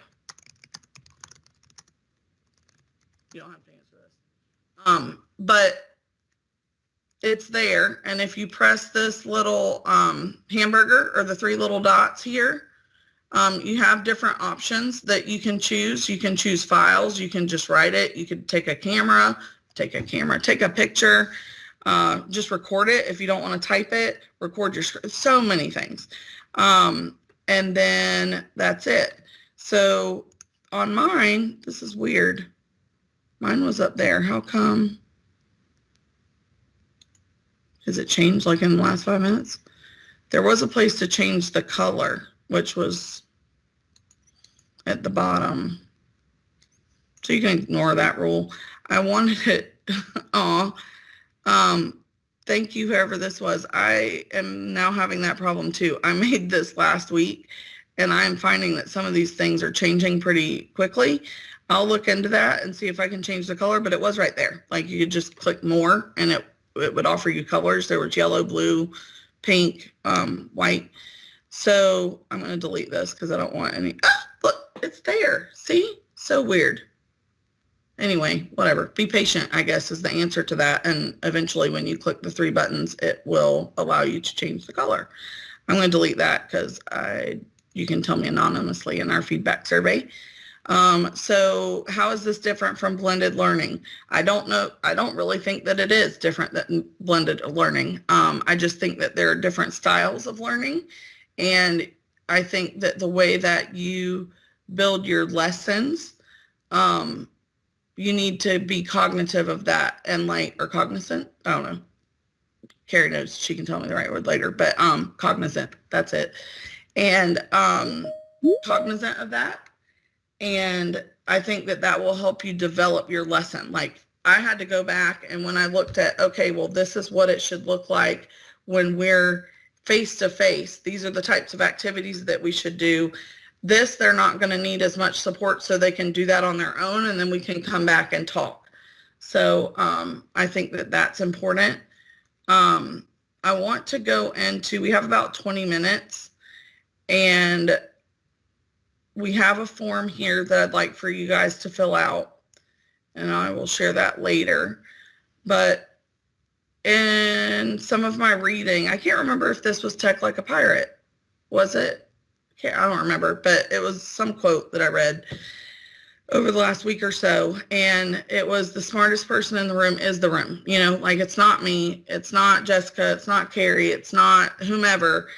All together, we make up the power of the people, you know? And so we're just like that collaborative document. There's way more there that we gathered in 20 minutes than we would have had I, researched for 3 hours or whatever. I want you guys to think about some barriers that you had during remote learning and what tools that we covered today, if any, could help overcome those barriers and how. I'm not going to share these out right now. I'm just going to give you time to answer it. But I know that I heard concerns from teachers. A lot of it had to do with engagement or completion or whatever. And yours may be completely different. That's why I want to see what it is so that we can kind of know how, what tech tools could provide a solution for that, and kind of base our trainings on your feedback. So I'm going to give you a second for that.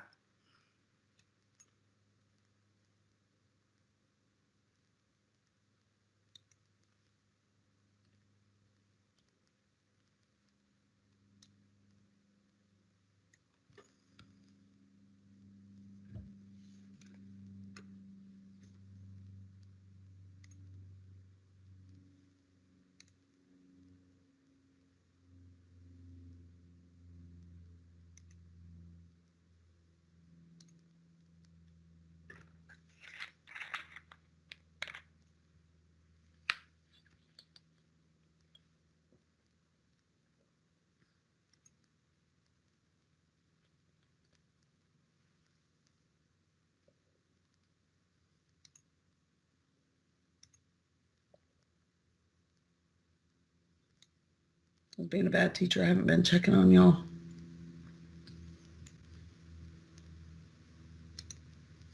Yeah, Teresa, that's going to be part of the next few days, that 5E template. It's part of the reading, and it is not a end-all be-all. It just helped me. And we've done stuff like that before, but I think that this helps me see like, oh, okay, that's how I connect those tools. Like, yes, I've learned about Padlet before, but I never thought about using it for that. So hopefully that's what that resource will do for you guys. Before Thursday, and again, this is your time, so you decide when it works for you. This is going to be your continued learning or asynchronous learning. There's a video that you're going to watch, and after watching that video, I want you guys to record a Flipgrid reflection. And again, we're not looking for perfection. It's just you do it, be natural with it. And one of mine, you'll see that I had to include notes. Flipgrid provides stickies, which is nice. I had to make my own stickies, and in the middle of my video, I had to go back in and like look at them. It's okay. No one will die. So it just helped me. So you can do that however you want. I prefer the stickies instead of a sheet of paper. We're going to research various online learning formats. There's a video lesson outlining tech tool options and how to incorporate them. So it's going to really dig deep into those tech tools and the digital teacher resource, in addition to what Michelle's going to share today. And then like the application part of it, I want you to create a tech tool guide for your classroom. I need to adjust that. You're not going to use Flipgrid to do that. You guys are actually going to create a Canvas course called Mix It Up Sandbox. And I'm going to publish this information now so you can see it, because I hid it from you because I didn't want people moving ahead without us. I'm going to show you some things, and I want you just to think about them. The definitions that I didn't go over today, right? And just think about that. I know what Becky's thinking, and I'll talk about that when I talk to you guys next time. And then there's an infographic talking about asynchronous and synchronous learning, which is nice. It's not as clear, it's not as crisp as I would like, but it's there. This is the video that I referenced for you guys to watch. In this video, she talks about Blackboard. Blackboard is another learning management system. We use Canvas. Just in your mind, exchange that word, okay? It's the same type of thing, but Canvas is way better. And then don't forget to tell us what kind of activities you're thinking of using with your students. Make sure you tell us what grade level you teach and provide an example of asynchronous and synchronous activities you would like to try. That's going to be using Flipgrid, and my favorite person in the whole world. It's time to get our Learn On Kid President, and it gives you some directions here. You can just use the internal scroll bar here within Canvas to get to the plus sign, which will allow you to record your response. So that's the first activity. Now I need to look over here.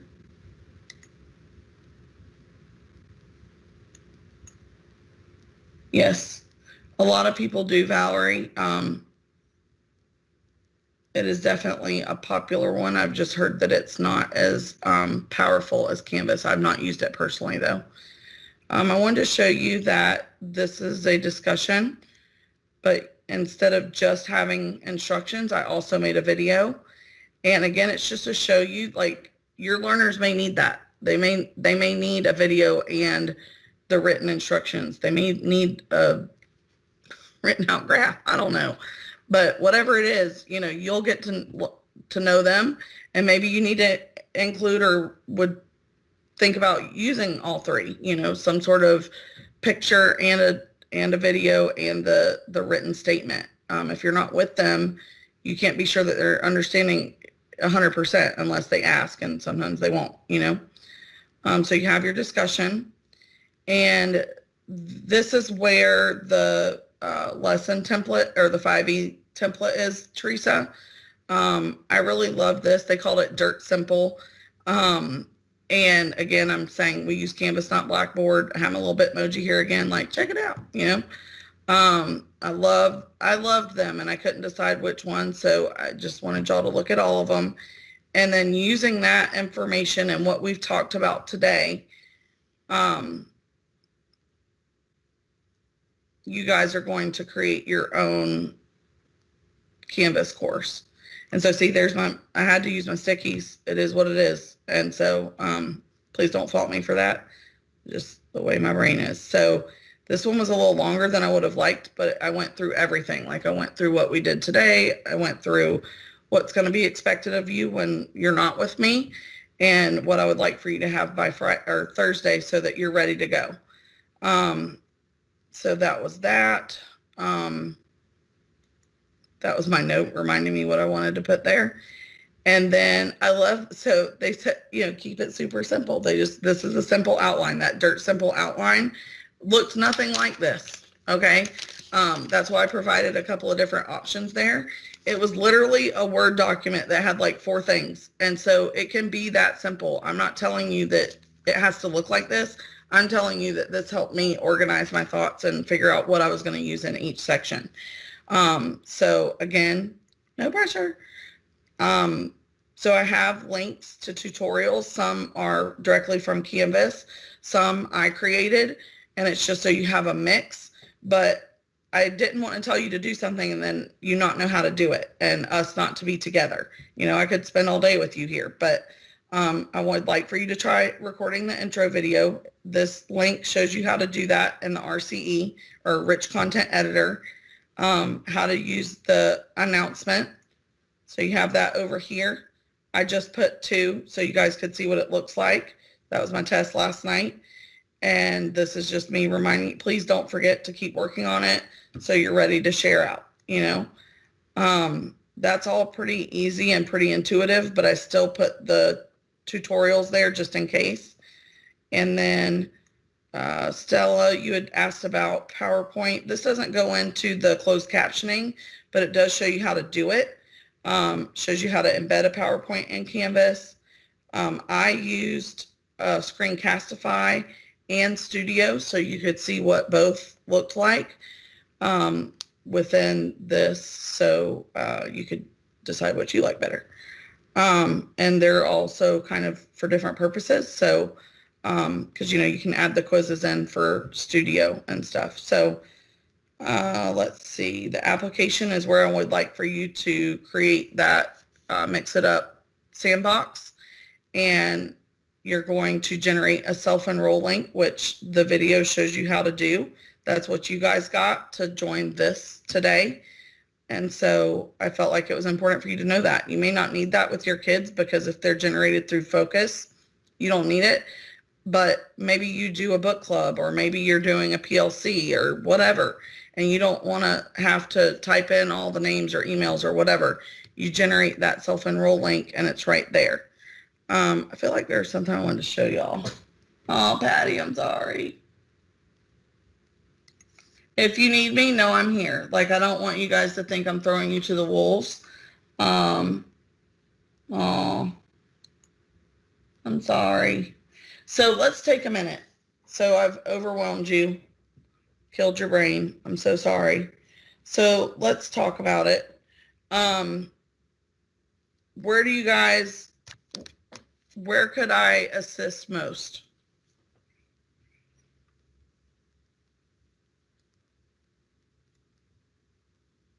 Do I have to use the wheel again? Hey, it's Carrie. Hey. So when we leave today's training, we need to be back in this Mix It Up Canvas course and go through the asynchronous module. Is that correct? Correct. And then that will kind of walk us through all of the information. It will be a review of today, and then that will also tell us some of the things you'd like to see for when we re-meet on Thursday. Is that correct? Correct. Okay, and we don't have to create everything. Yeah. Right? It's just kind of, this is you helping us prepare for remote learning, right? Correct. So we kind of, we either eat the whole pie or we take a piece of the pie.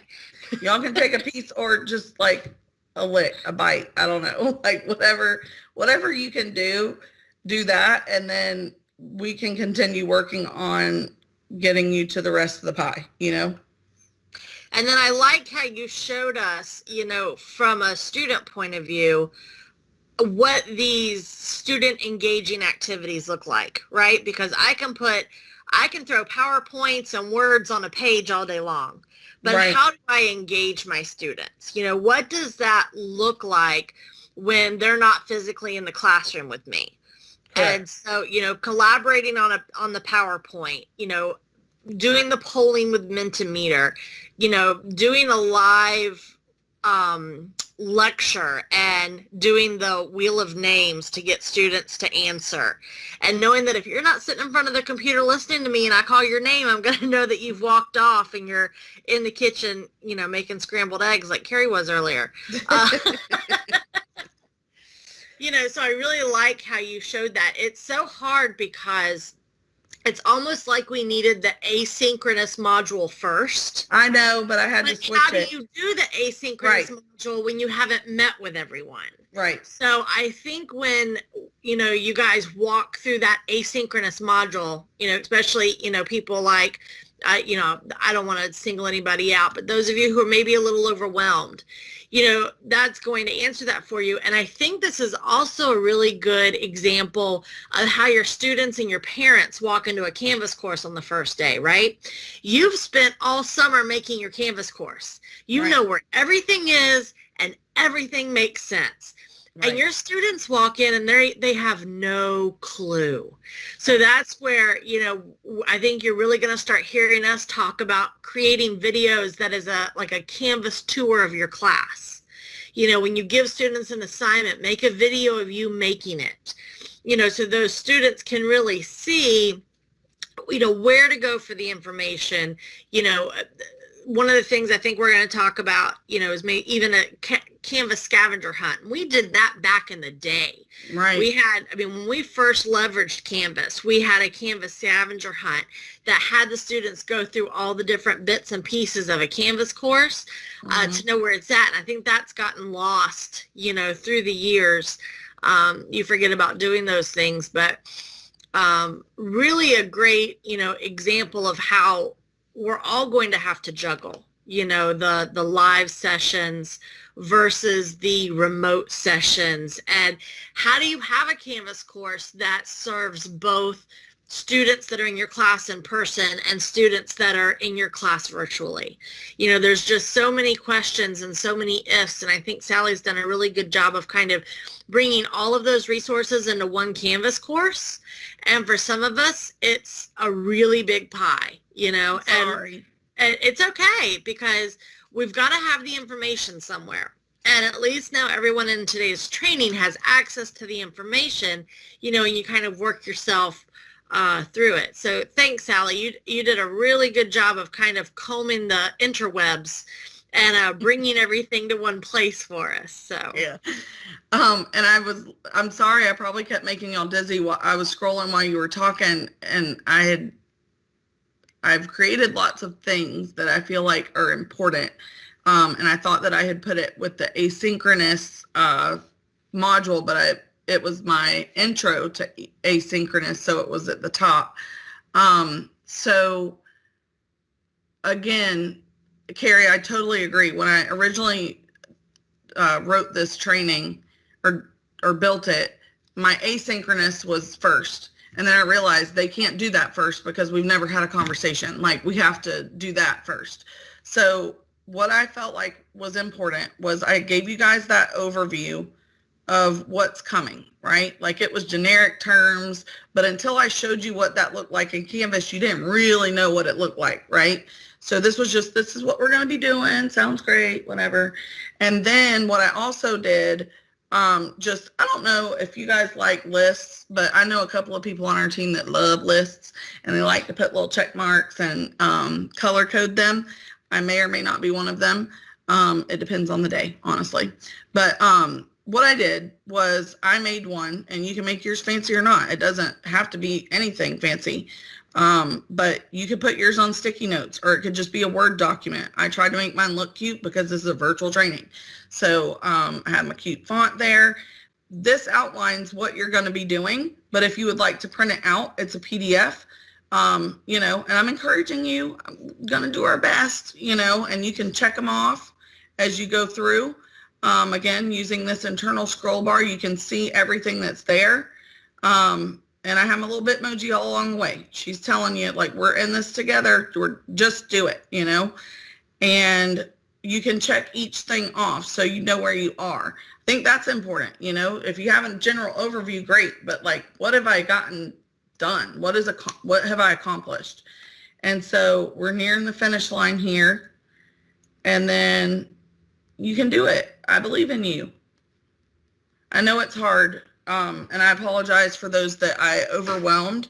I will be available some tomorrow, and also Thursday. I have that hour blocked out so that we can have a conversation. You may be done with everything by then. That does not mean that you cannot talk to me. And one of the videos that I did for you on using the calendar, if you click on there, I added a calendar for this course, and I'm going to have to adjust it because I made it like my office hours. And based on some of our conversations yesterday, I need to tweak that. But, you know, I go through how to actually create a group event in your calendar. So like you guys could sign up. Okay, I want to talk to you at 1 o'clock tomorrow. Well, I want to talk to you at 1:20. I made it where you could block off 2 times so that you could have 40 minutes if you need instead of 20. So I need to have some conversations to finalize what times those are going to be. And of course you can always email me, but like if you wanted to talk to me virtually, you can sign up for any of those times and we can chat. I think this is great for your parents. I know some admins that are using it for evaluations. So hopefully I haven't choked you out. Please let me know if there's anything that you guys need. It's 12, so I want to respect your time. If anybody wants to hang out for a little bit and ask questions or get some more guidance, please feel free to stay on. I'll stay on for a little bit and kind of work through some of those questions. If you're done and you're like, I'm good to go and I already have my lesson plan, then peace out. Have a great day. I can't wait to see what you guys create and share with us. And of course, if you need me, just let me know. And that's it.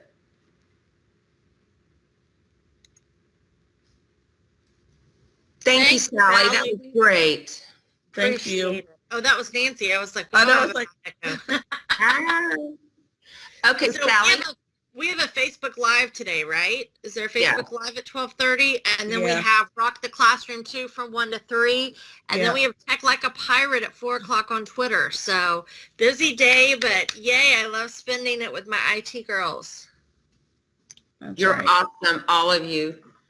You're awesome. We love you. Sally, Yes, ma'am. we do our homepage with the video, our announcement, create a lesson on PowerPoint, upload it through, into our Canvas, and then the discussion, Let's And go then the through and then the application. Just exactly we'll what. do the real. Yeah, so you're going to create it. But hold on, let me get back over here. And maybe I need to do this. So the asynchronous. I'm on the I note would like session for slide. this will be created in Canvas. I originally wanted it in something else, but I thought, why would I do that? Like they're using Canvas. So you're going to just have a little video on your homepage, right? And Right. it could just be a brief overview. For those of you that have been using Canvas for a long time, this won't be super stressful. And for those of you that this is new, just do the best you can. You can just say, hey, we're going to mainly use modules. You'll click here to do that. I'll come back here each week for a weekly overview or something. It doesn't have to be anything fancy. Make an announcement. So you've got your homepage video, an announcement. It can be a short lesson. You could do 2 activities that are asynchronous and 2 activities that are synchronous. Don't overthink it. There are different parts that I would love to see, but I understand we have 3 days and, depending upon what your schedule look like, mine's cray-cray. So, do the best you can. And you can allude to that. Say, I would have loved to have included blah, blah, blah, but due to time constraints, this is what I have so far. This is the vision. I'm not going to mark, you won't lose points. Like no one's going to fail. You're getting. All of this is based on like one lesson I would be trying to get across to students. Yes, ma'am. Okay, that's okay. Not a whole course, just No. they were going in and One I was lesson. introducing the lesson on the homepage. Then I give an announcement and maybe something for them to get involved. Not, that would be Yeah. the discussion. Yeah. Like Yeah, this. that's why I had the 5E thing, just to help me keep on track. Like, I want each of these in there. But you guys don't have to take it that far. I just want you to kind of think about the process. Does that make sense? Yes, I've got it. Thank you. Okay. You're welcome.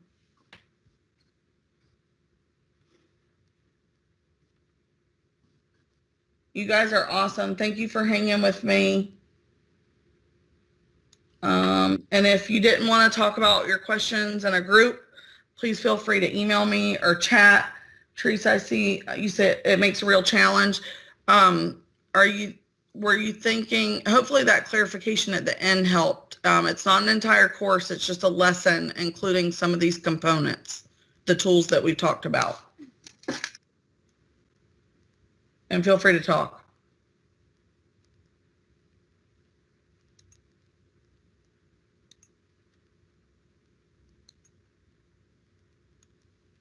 Okay.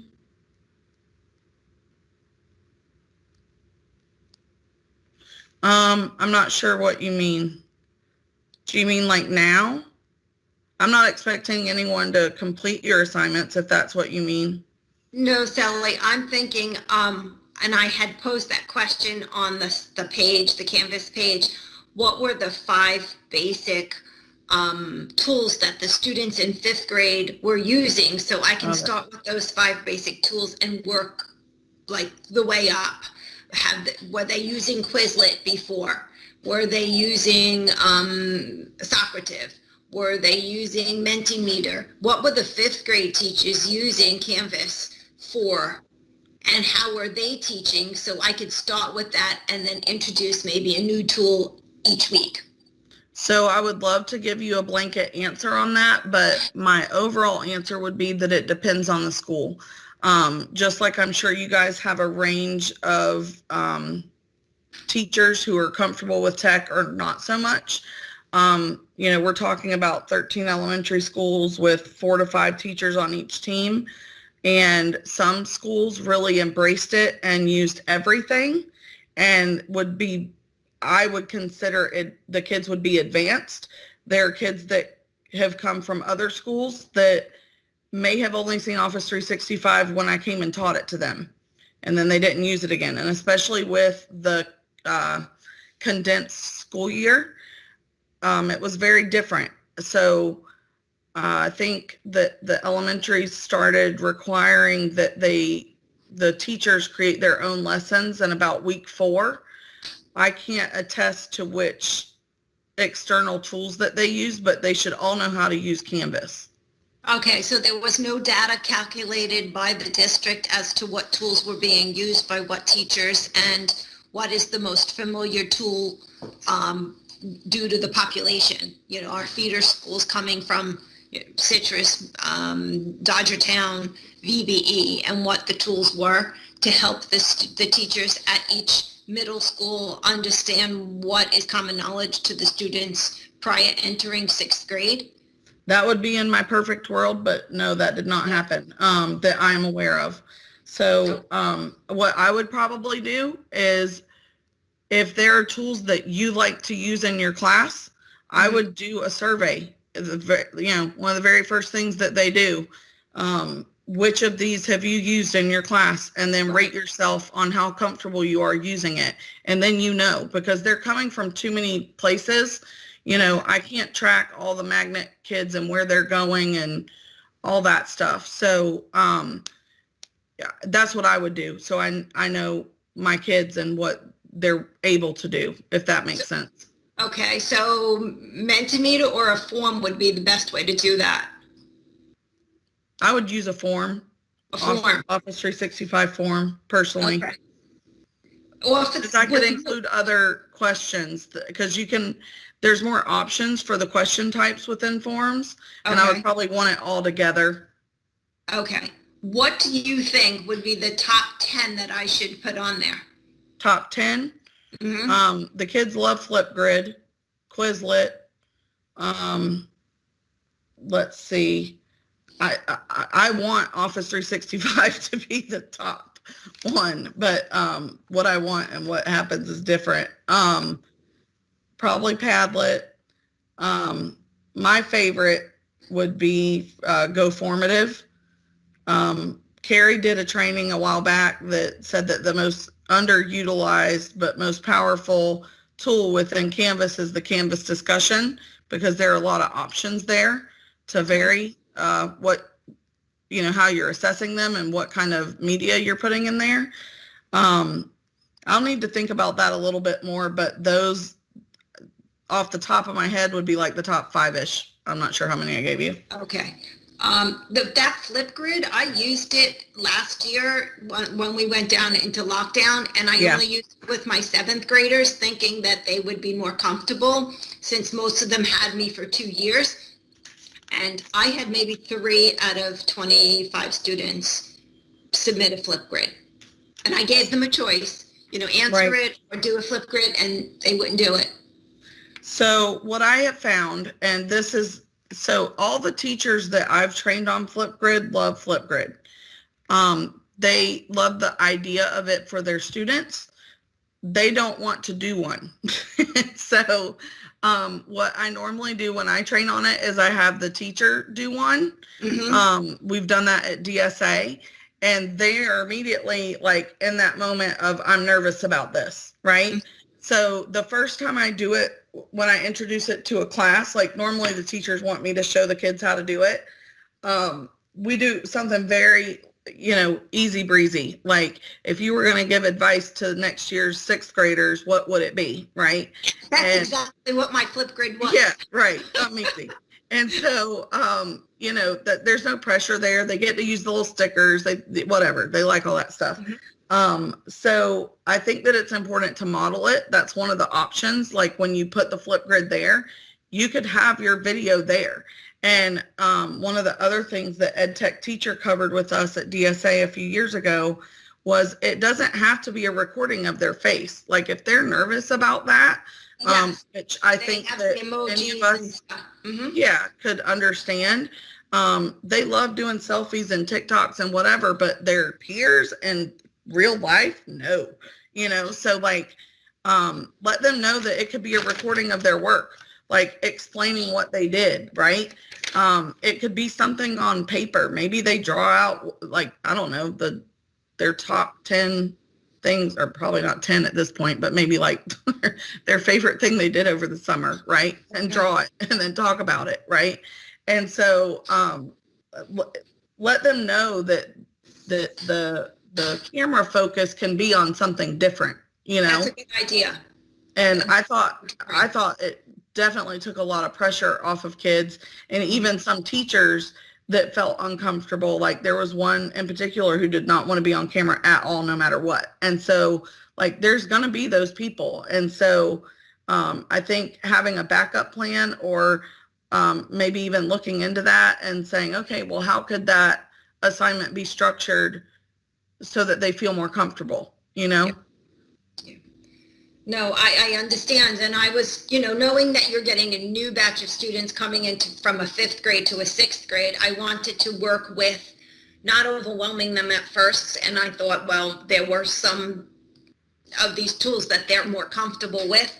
But like when you're in the classroom, more or less the students help each other, because they'll get up and share out and help and go next to. That can't happen in the classroom or you know, online. So I think that's where that Padlet idea comes in.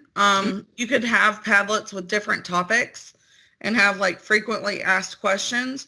So it is almost as if someone asked the question in class, because if they ask it there and you respond, or, you know, you still have the rule like ask 3 before me or whatever, then those answers are coming up and the whole class can see them.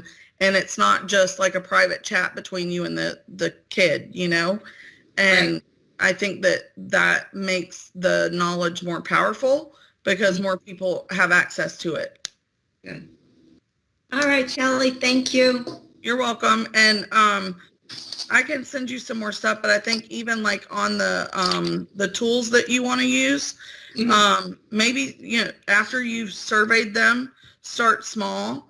And then you can build, and then later on there can be some student choice on your side and their side, you know, like ask them, hey, we're going to be doing this. What do you guys like? Let them vote, let them Right. feel part of the process. Definitely. Okay, thank you. You're welcome.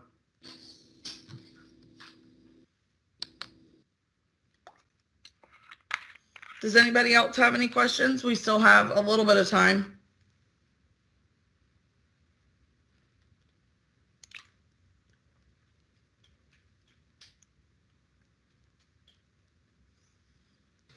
Jessica, I feel like you just left. I was going to say, I bet $10 you're done already. Hey, Sally. Hey. Hey, it's Tammy Brandis. I won't be able to do much with this between now and Thursday because I'm leaving later today to head over to St. Pete with my daughter. She's Okay. moving into a new apartment. I And I can don't keep it even open. think we're going to have, wireless, digital, Sure. wireless internet or anything. So I really won't be able to do it between now and Thursday. That's So I just okay. wanted to let you know that I'm Would not it be being helpful? flatter. Would it be helpful if I kept it open until next Tuesday? Sure. Okay. Thank And you. that may make everybody feel better. I mean, I'll have the follow-up on Thursday, like a check-in. But if you can't make that, it's no big deal. It's just Okay. to offer the time. So I'll let everybody know that I'm going to keep it open until Tuesday, but the check-in on Thursday is just kind of like a temperature check. Okay, that sounds great. Thank you. Thank you. All right, I appreciate it. No problem. That's what I was going to say, Sally, is that I'm going to be out of town with my family starting tomorrow. So it's going to be Yeah. hard to Hit get or everything miss. done by Is a Thursday. week good or would you need more? I think that's fine. Now that I'm just math science 2, I have to figure out how to do that with different sections and figure out with Canvas 2, I want to figure out more of how to work everything in sections, and do I put all the kids in the same area? Do I just create one course with my co-teacher and do like separate sections? Like, I don't know. I'm trying to figure it all out now since we're departmentalizing. Sure. So let me ask, I'm not sure if Michelle's still here. I see her icon, but I'm just going to pose this and then we'll see. I'm wondering if that would be a situation where you have the two, like set up two groups, and it's within Canvas, or it's probably going to, if it's still fed from Focus, they'll come up as separate courses. So like what if you made it in one and just copied it into the other? Because it's the same thing, right? Like it's science, but it's different periods or whatever. So with the departmentalization, I'm doing math and science. So I'll have my homeroom class do one set of math and science, and then when we switch, You do then that. yeah.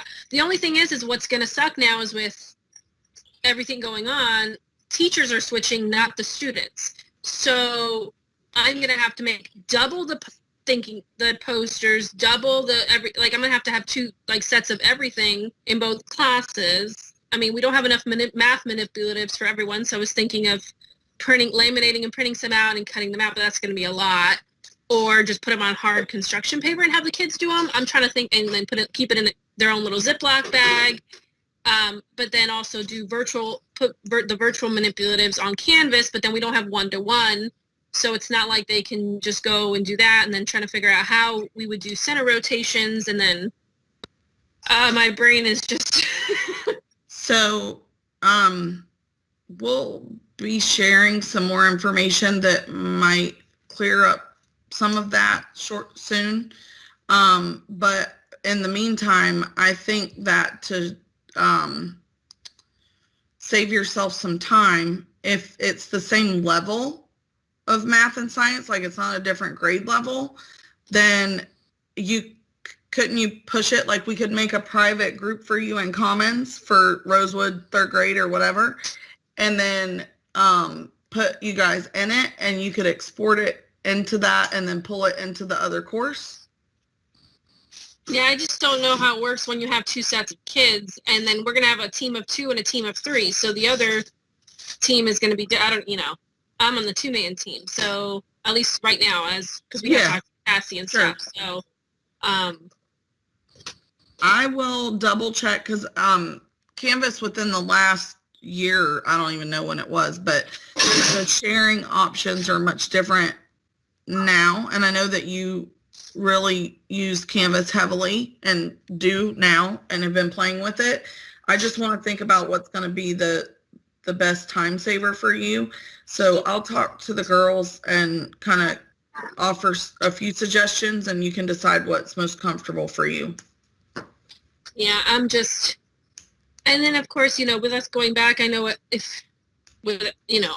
know we're going to have that Facebook Live soon. So, but just the fact of, I would love to implement more of Canvas in the classroom, but because we're limited on time and we only have 5 computers in the classroom that are literally right next to each other, I don't know how we're going to be able to use it when they usually use that time for iReady. So for the time being, I would just put that out of your head and just think about, if in a perfect world, how would you plan?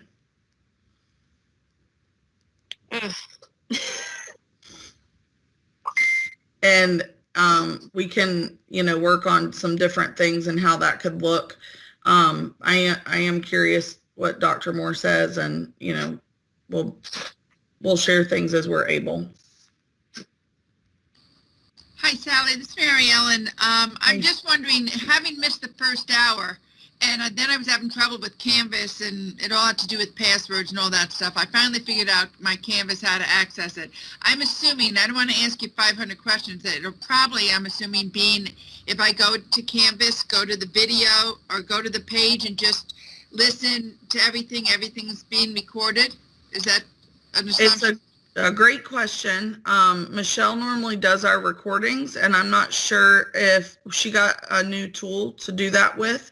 And I believe I was the first training after she received that. So I would love to be able to say, absolutely, it's going to be there, but I'm going to need to talk with her, and it takes a while for it to process. So we'll have to see what the quality is like. If you go back to the home page of the Canvas page, I think that this welcome video will help you. And you can actually just click on modules and click next through there. That's just the welcome page that I made the home page. Okay, so right now I have mixing it up, asynchronous, synchronous. And so just going to that and then going through like the announcements or just in order. Yep. Okay. Everything will be there, and you can just keep clicking next, and I believe it should give you the information that you need. And obviously, if you're confused about something or if you need something, just email me. We're gonna start having some more projects out and about, so I will return those emails or phone calls, or emails probably better. Emails as soon as I can. Okay, well, I'll give it a shot and see what happens and let you know. Okay. I appreciate your patience. No problem. I'll know pretty soon whether or not we have the recording, and I will let everybody know that, and that they can have a whole week to mess around with it. All right, so basically what you're saying is just go through the modules, listen and read and do, and go from there. Correct, because there's tasks associated with most of the readings or the collaborations, so I'll be able to see if you did it or not, Okay, I'll give it a shot and see what happens. Yeah. All No right. worries. Thanks. Thank you. Mm-hmm.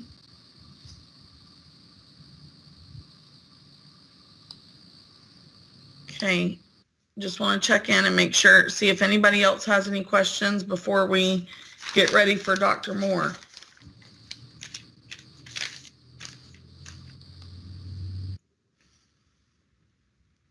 All righty. Well, if you guys need anything, just let me know, and I'm happy to help, and thank you for coming today. I'll talk to you soon. Thanks, Sally. Thanks. Bye. Have fun.